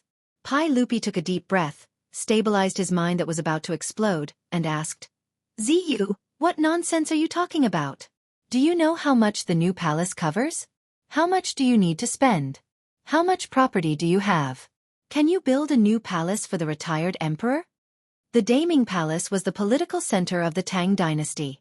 In the 200 years after its construction, there were 17 Tang emperors who handled the court affairs here. The Daming Palace, after being completed, covered an area of 3.2 million square meters. In contrast, the Forbidden City of the later generations only covered an area of 720,000 square meters. In other words, the Daming Palace was equivalent to 4 Forbidden City. Of course, the Daming Palace was not so huge from the beginning. Even if Pai Lupi wanted to show filial piety to his father, he was not crazy enough to do so. The scale of the Daming Palace was obtained through the continuous reconstruction, expansion and renovation of the Tang emperors. Of course, the construction of the new palace was not started by Ma Zhou and Pai Lupi. Because the Taiji Palace had been in disrepair for a long time, in fact, including Pai Lupi, the imperial court also had plans to build a new palace. The Ministry of Works also had plans for this, including where the new palace would be built and how large it would be. It was just that the construction of the new palace would cost a lot of money, so the plan was just a plan and there was no official plan to start construction. It could be said that if the construction of the new palace was started, the entire Tang dynasty would have to tighten their belt. The huge financial pressure was also the reason why Pai Lupi immediately stopped the construction of the Daming Palace when Li Yuan died. Under such circumstances, Li Wangyu actually dared to boast shamelessly that he would fund the construction of a new palace for Li Yuan. If this wasn't crazy, then what was? Pai Lupi knew that Li Wangyu's net worth was not small. He might even be richer than the royal treasury. But even so, to support the construction of such a huge new palace was like throwing a cup of water on a burning cart of firewood. Li Wangyu was indifferent to Pai Lupi's question. He didn't answer directly. Instead, he bowed to Pai Lupi and said, "Your Majesty, I have a gift for your Majesty. I hope that your Majesty will accept it." Pai Lupi was getting more and more confused about what he was trying to do. He could only nod his head in agreement. Li Wangyu gestured to me to awe. Soon, two servants walked into the hall with a scroll in their hands. Everyone in the hall was getting more and more curious. They didn't understand what Li Wangyu was trying to do. With Pai Lupi's permission, the two servants slowly unrolled the scroll and presented it to Pai Lupi and the officials. On the scroll, palaces and pavilions appeared in front of everyone's eyes. The hall was quiet for a few breaths of time. Then, it became noisy again. Which palace is depicted in this painting? It's so grand and magnificent. A pavilion every 5 steps. A pavilion every 10 steps. Could this be the Apang Palace? The 2 rivers melt and flow into the palace walls. Long bridges lie on the waves, not clouds and dragons. This really is the Apang Palace in the Apang Palace Ode written by the King of Qin. Wait, that's not right. The architectural style in this painting is not the Qin style. It is the architectural style of our Tang dynasty. Yan Liben and his elder brother, Yan Lide, were the great general and junior supervisor respectively. After seeing this scroll, they didn't even care about the etiquette of the imperial court. Without Li Er's permission, they stumbled over to the scroll and began to carefully examine it. Pai Lupi also couldn't help but stand up from his throne. He walked down the royal steps and carefully examined the scroll. "Zio, could this be the blueprint of the new palace that you drew?" Combined with what Li Wangyu had said before, Pai Lupi already had some guesses. However, he couldn't help but ask in a trembling voice. It was no wonder that Pai Lupi couldn't stay calm. The scroll that Li Wangyu had drawn showed the palaces, pavilions, and waterside pavilions. It was too exquisite. A paradise on earth, a jade palace. This was Pai Lupi's admiration for the palaces in the painting. Without waiting for Li Wangyu to answer, Yan Liben immediately answered, "Your Majesty, it can't be wrong. This must be the new palace drawn by the teachers. This should be the front court, and this should be the inner court. Inside and outside, platforms, halls, pavilions, everything is there." Yan Liben was indeed the designer of the Daming Palace in history. Although Li Wangyu had drawn the scroll, he only looked at it for a moment and accurately identified the key points. Li Wangyu smiled pretentiously and nodded. He pointed at the scroll and said, "Your Majesty, I heard that the new palace is called Yongan Palace. I don't think it's very appropriate. The Book of Songs, Dia said, King Wen had great virtue, so he was King Wu who answered the heavens. King Wen and King Wu inherited each other. Their virtue grew, so they were called Daming. I think that the new palace should be called Daming Palace. What do you think, Your Majesty?"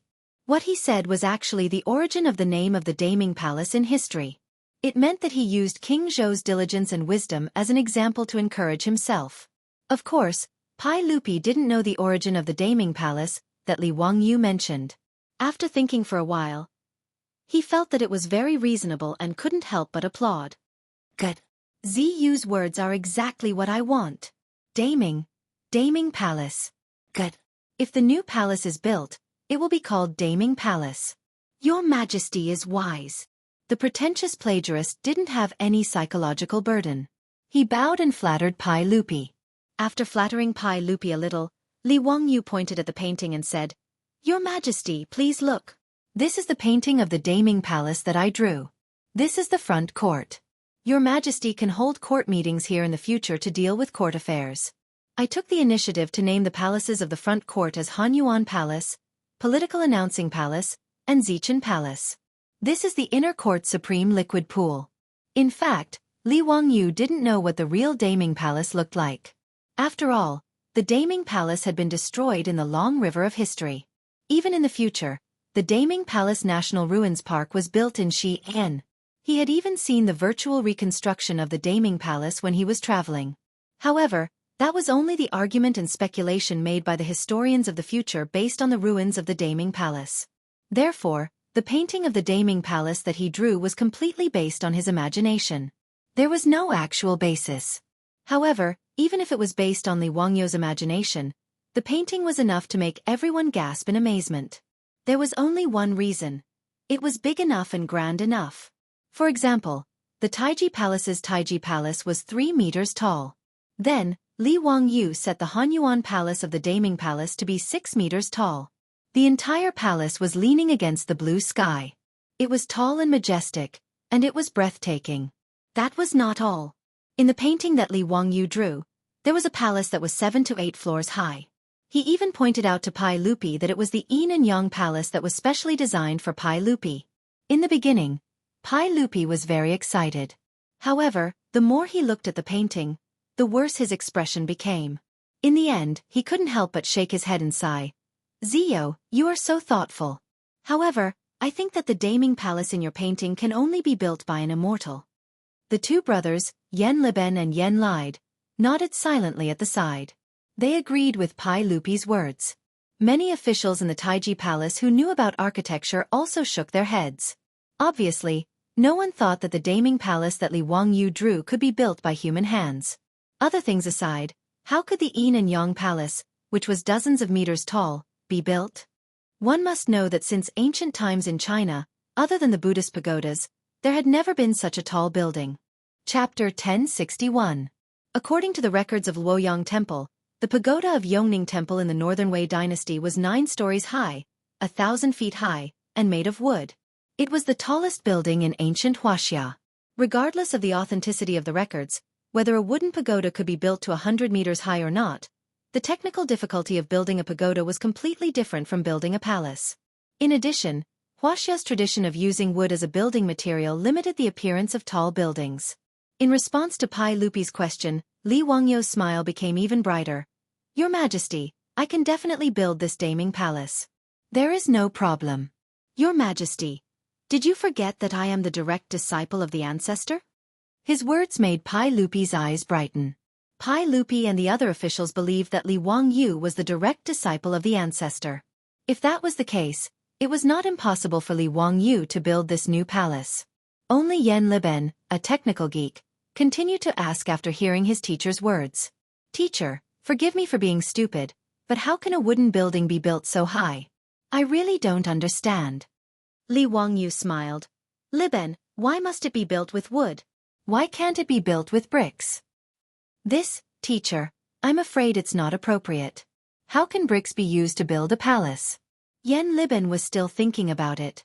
Pai Lupi also looked at Li Wangyu with a questioning gaze. Although he did not understand architecture, he also felt that it was not appropriate to build a new palace with bricks.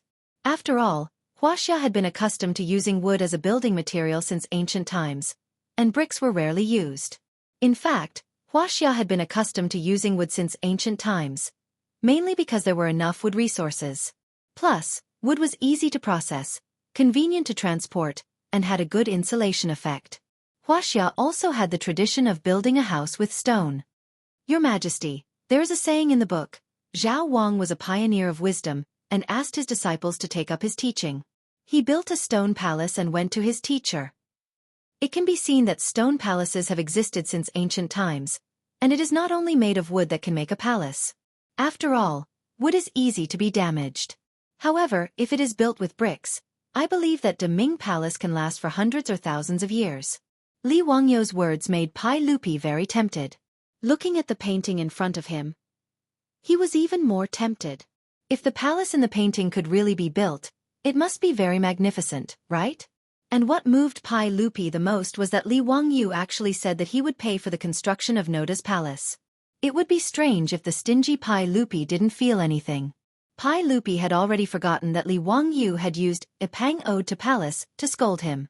The more he looked at the painting of the Daming Palace, the more he liked it. Zio, can you really build such an extravagant new palace? You really don't need me or the imperial court to pay for it. Pai Lupi still didn't believe Li Wangyu's words. Actually, it wasn't just him who didn't believe it. None of the civil and military officials in Taiji Palace believed it. Ma Zhou and the others' eyes were red. They lowered their heads and didn't say anything. They clenched their fists so tightly that their nails dug into their flesh. In their minds, their teacher must have been prepared to spend all of his family's wealth to build a new palace for His Majesty and the retired emperor in order to clean up their mess. Thinking of this, Ma Zhou wished that he could just let Pai Lupi give the order to beat him to death.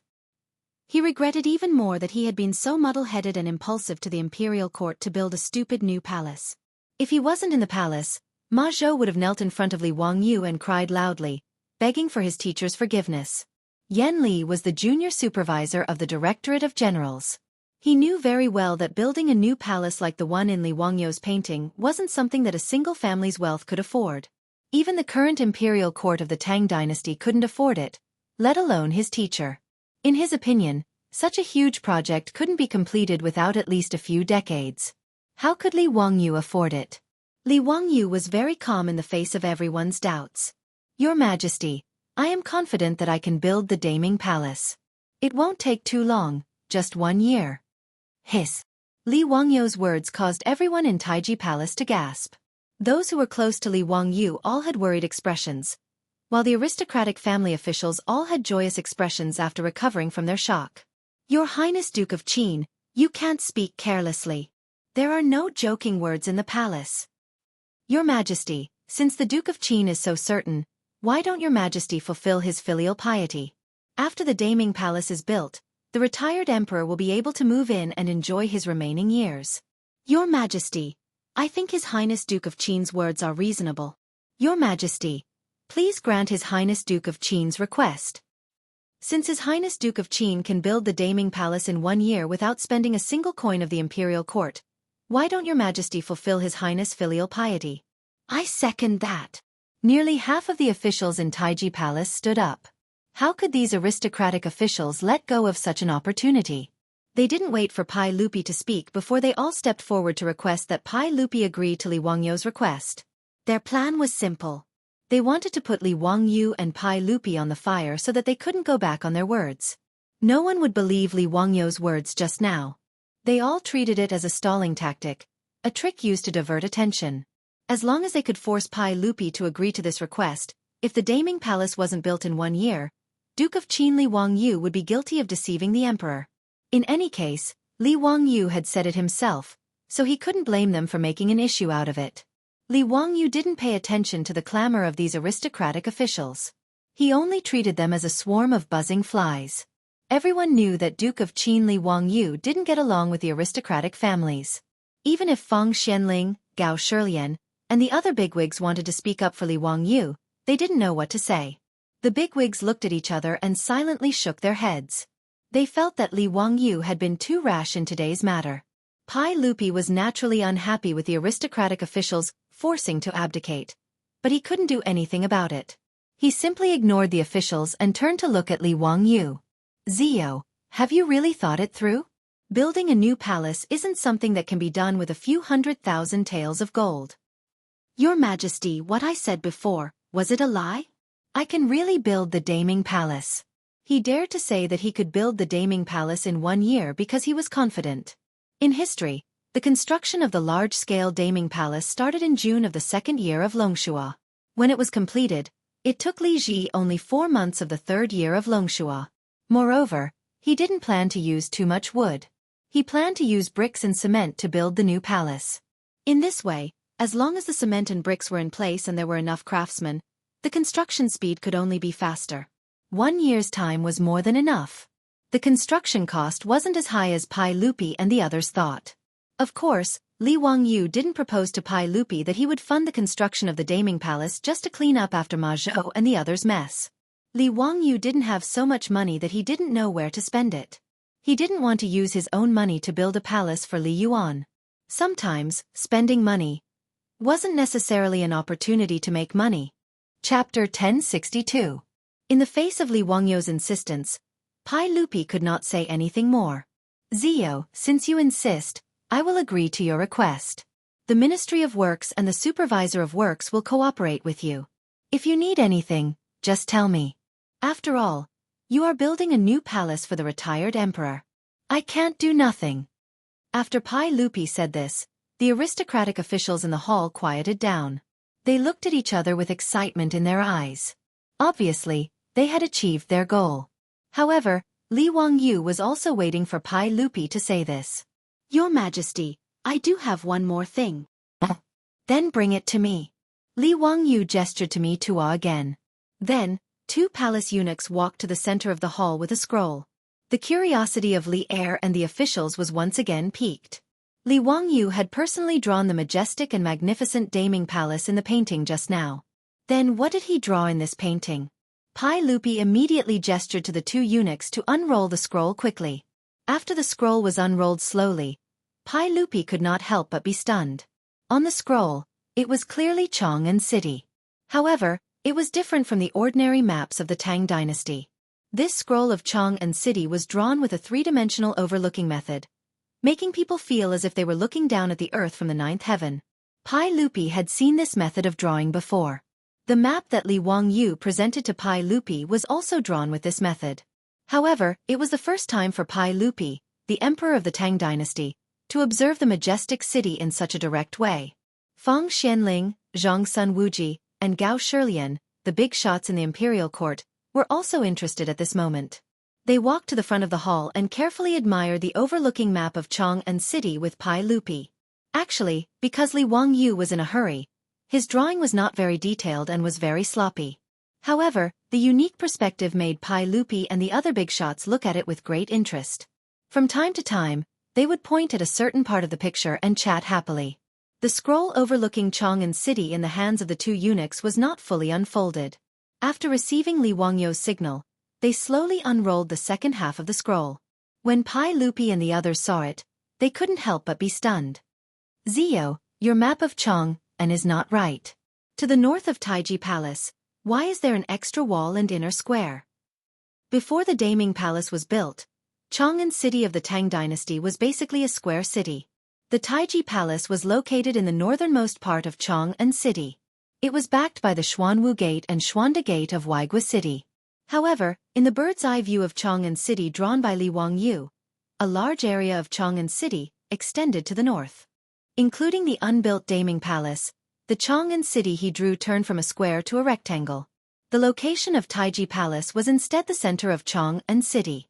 Zio, explain to me, what do you mean by this? Pai Lupi couldn't understand Li Wangyu's thoughts.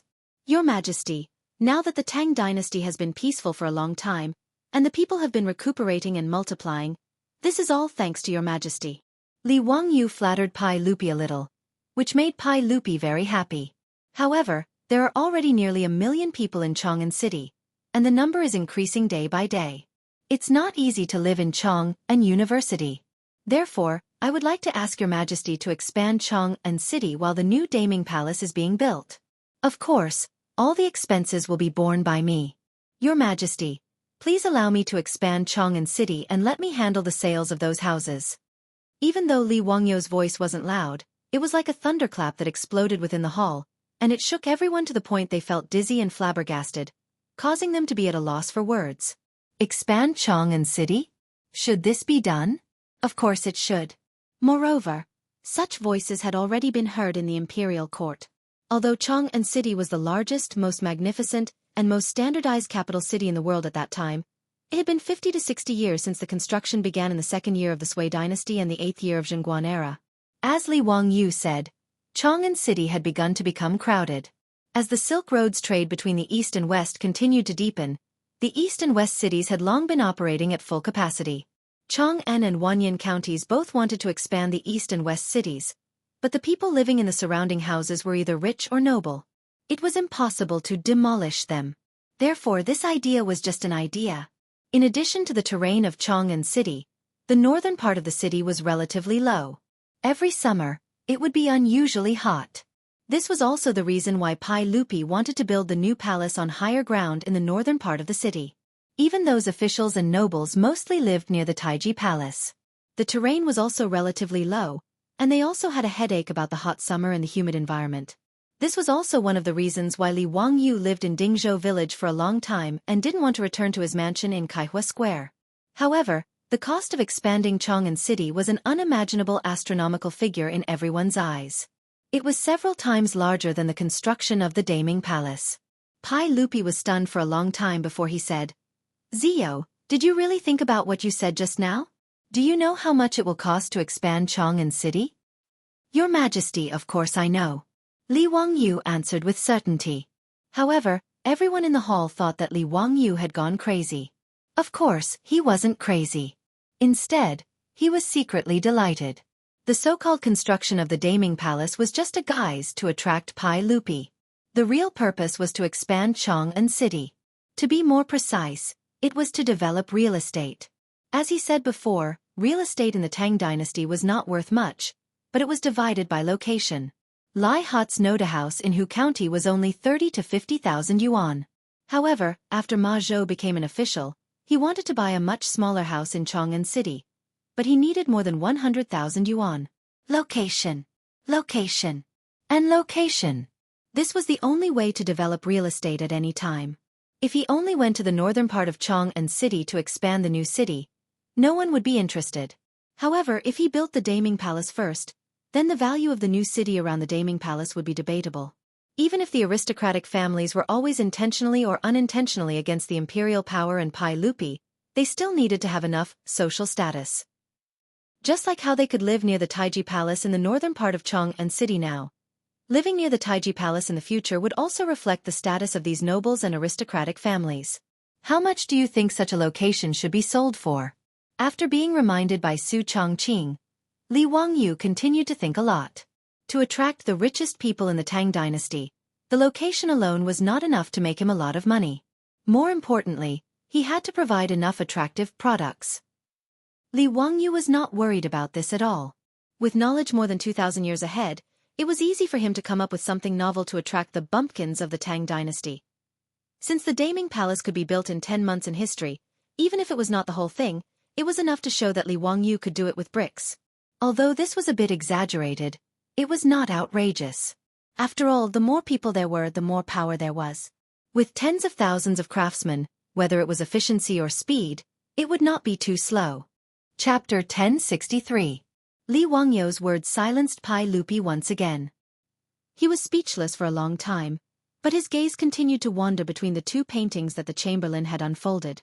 Obviously, the two paintings that Li Wangyu had drawn were very tempting to Pai Lupi, but he instinctively refused to believe his nephew's words.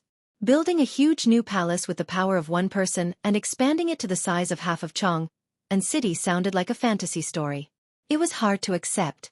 Pai Lupi knew that Li Wangyu was rich, but no matter how rich he was, Pai Lupi did not think that it was enough to complete these two huge projects. Ziyu, let me think about this carefully. Pai Lupi shook his head and did not immediately agree. But even if Pai Lupi did not agree, how could the officials from the aristocratic families let go of such a good opportunity? In their eyes, since the Duke of Qin Li Wangyu was walking further and further down the path of seeking death, they naturally had to give him a push. Wang Ying immediately stood up and bowed to Pai Lupi. Your Majesty, I think that the Duke of Qin's words are very reasonable. Now that the number of citizens in Chang'an City is increasing day by day, it is imperative that we expand Chang'an City. Since the Duke of Qin has the courage and does not need to waste money in the imperial court, why not? Your Majesty should agree to the Duke of Qin's memorial. Minister Wang is right. I second that. Your Majesty, please reconsider. This is beneficial to the citizens and the imperial court. Your Majesty, please agree to the Duke of Qin's memorial. A group of aristocratic family officials chimed in one after another, causing Li Heir to hesitate for a moment. He was unhappy, but he could not refute the words of Wang Ying and the others. Pai Lupi once again looked at Li Wangyu. Li Wangyu smiled and nodded slightly, indicating that this was exactly what he was thinking. Seeing that Li Wangyu was so confident, Pai Lupi had no choice but to follow the will of the people and agree to Li Wangyu. Good. In that case, I will agree to the Duke of Qin's memorial. The construction of the Daming Palace and the expansion of Chang'an City will be handed over to the Duke of Qin. This matter is of great importance, and the Duke of Qin has the right to act at his discretion. Except for money and silk, the imperial court will cooperate with the Duke in everything else. In addition, the construction of the Daming Palace and the expansion of Chang'an City will be handed over to the Duke of Qin. The Ministry of Works, the craftsmen, laborers, and this year's Guangzhou road workers. Does anyone have any objections? The Pai was to help Li Wangyu. The Duke of the King of Qin City was the Emperor of the Emperor. Lupi, the Pai Lupi could help Li in terms of manpower. In Guangzhou Road, all the civilian laborers who needed to serve the corvée this year, as well as the craftsmen from the Ministry of Works and the General Supervisor, were all the help that Li Heir could give Li Wangyu. "Thank you, Your Majesty." Li Wangyu accepted it with a smile. With enough free craftsmen and laborers, his money-making plan seemed to be able to save a lot of expenses. "Your Majesty, I will bear all the expenses for the construction of the Daming Palace and the expansion of Chong and City. However, if there are any profits, I wonder."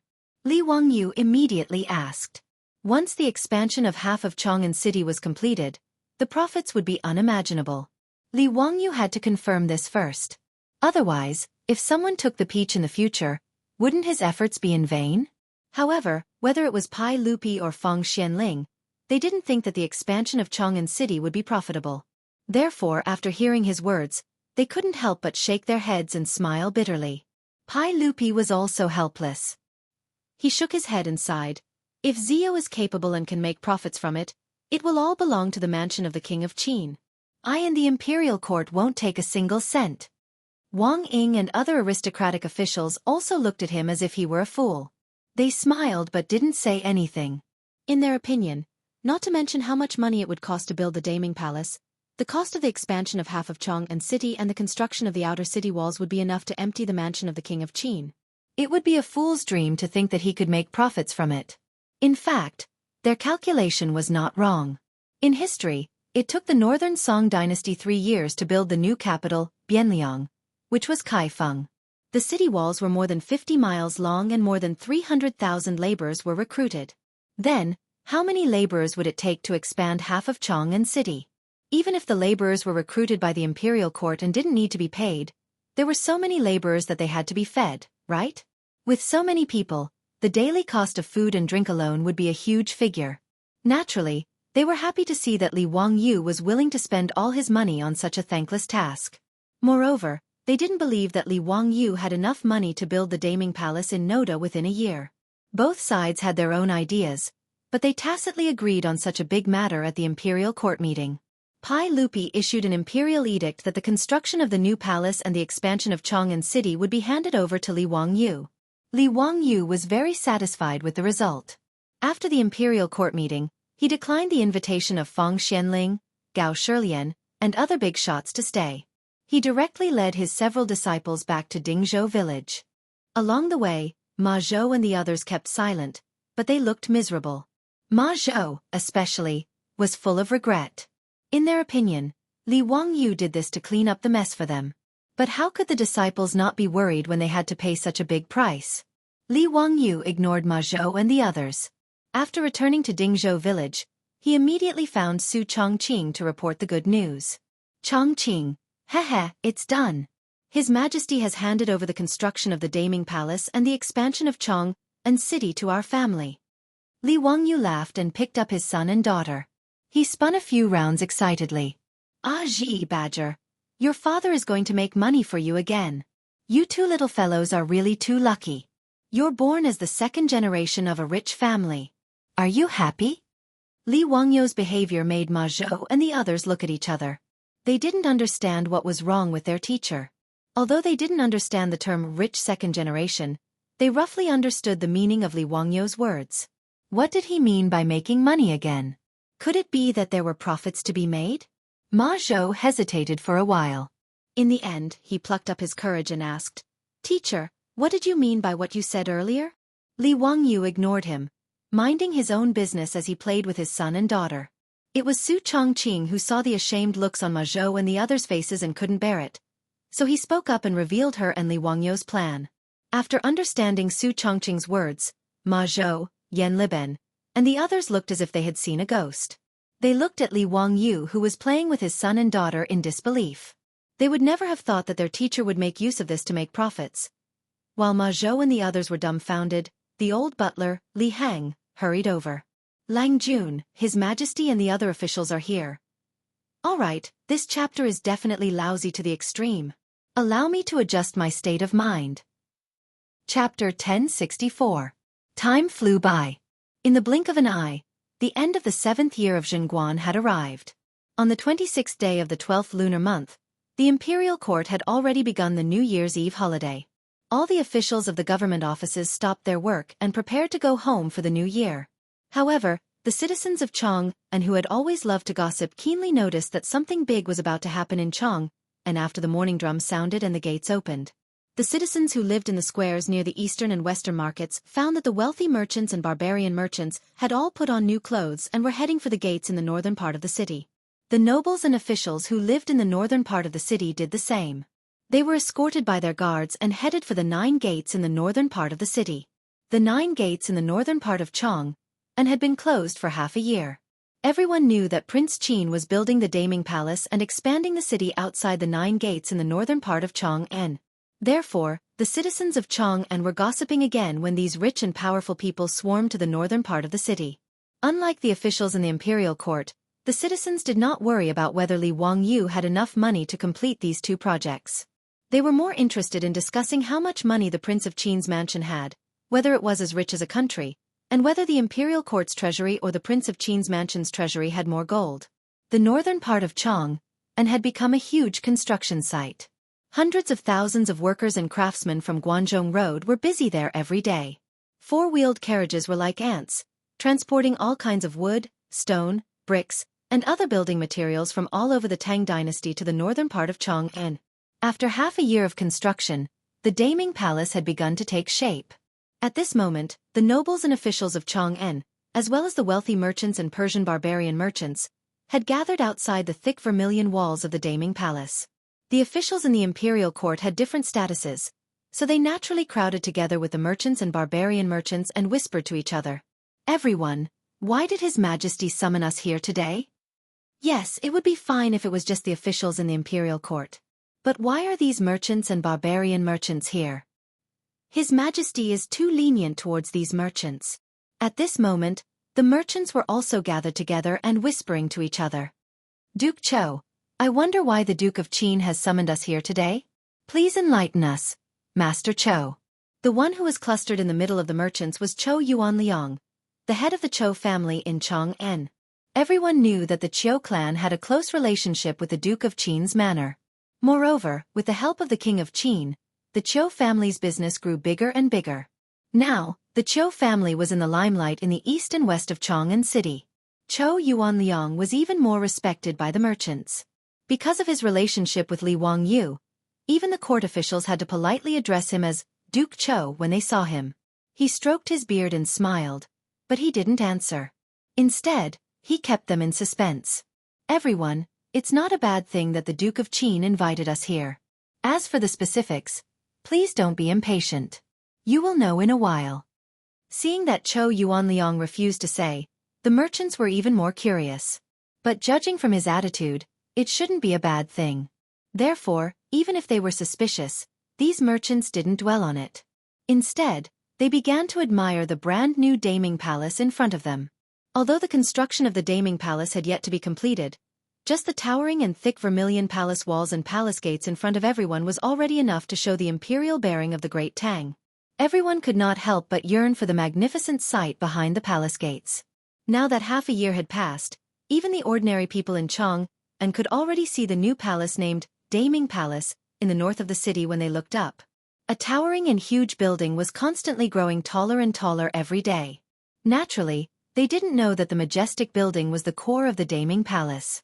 It was the Yin and Yang Hall designed by Li Wangyu, Pai Lupi's bedroom. The 8-story Yin and Yang Hall had now been completed and topped off.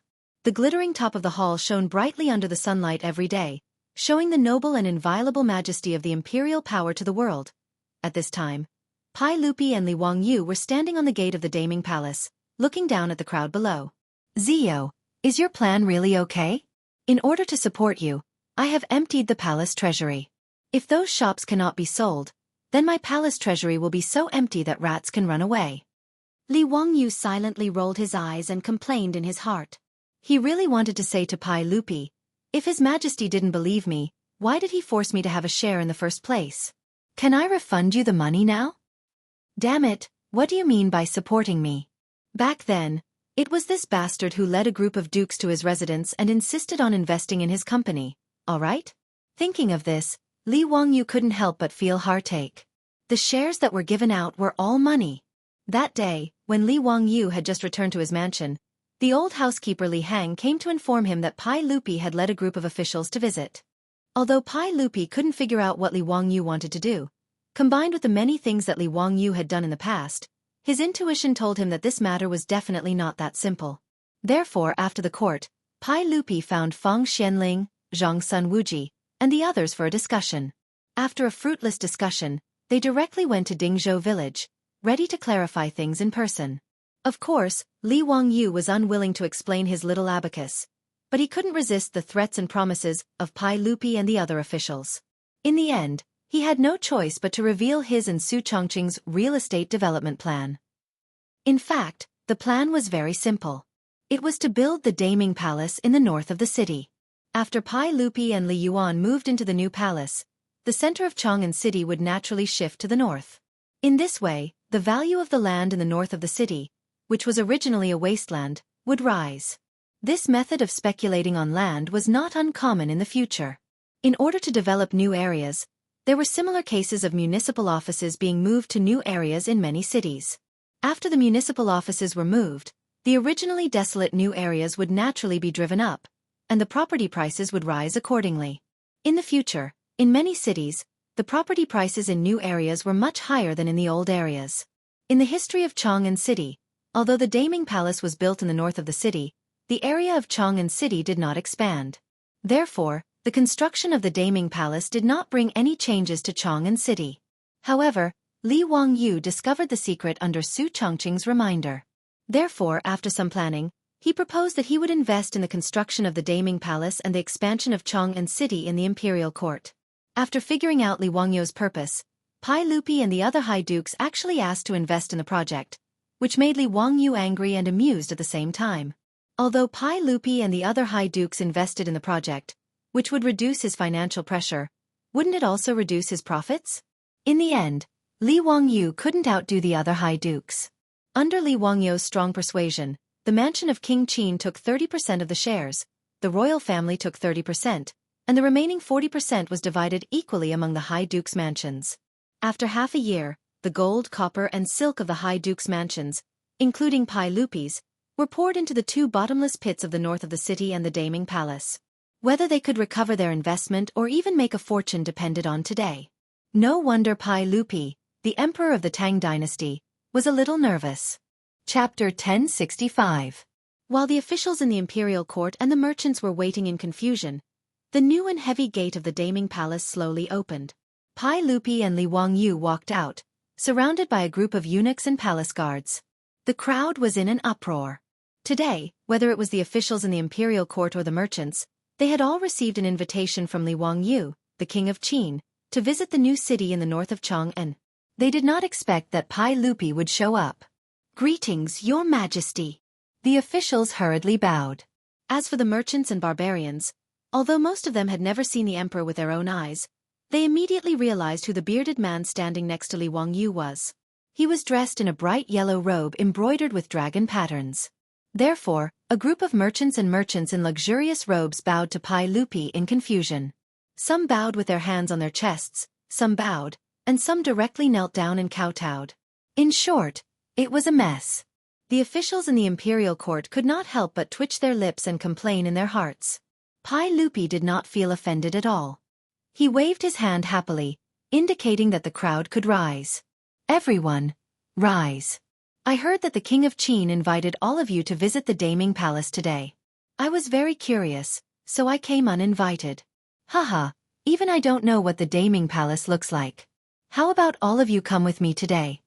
Li Wangyu laughed in his heart. Pai Lupi was simply lying through his teeth. Since the Daming Palace was opened, Pai Lupi wished that he could go 8 times a day. How could he not know what the new palace looked like? However, seeing that Pai Lupi, the emperor of the Tang dynasty, was trying so hard to be a support, Li Wangyu just pretended that he did not hear anything. Pai Lupi's words caused an uproar among the crowd. The officials were not surprised, but the merchants were all excited. Although the Tang dynasty was open, the status of merchants was not high. In fact, they were very lowly. But now, these mediocre businessmen could actually enter the new palace with His Majesty, the Supreme Emperor of the Tang dynasty. It was a great honor. Some of the older merchants were so excited that they almost fainted. After a while of chaos, Li Wangyu stood up with a smile and said, "Your Majesty, everyone, why don't we enter the new palace first?" This subject is also very fearful. I don't know if the new palace can satisfy your majesty. Pai Lupi laughed.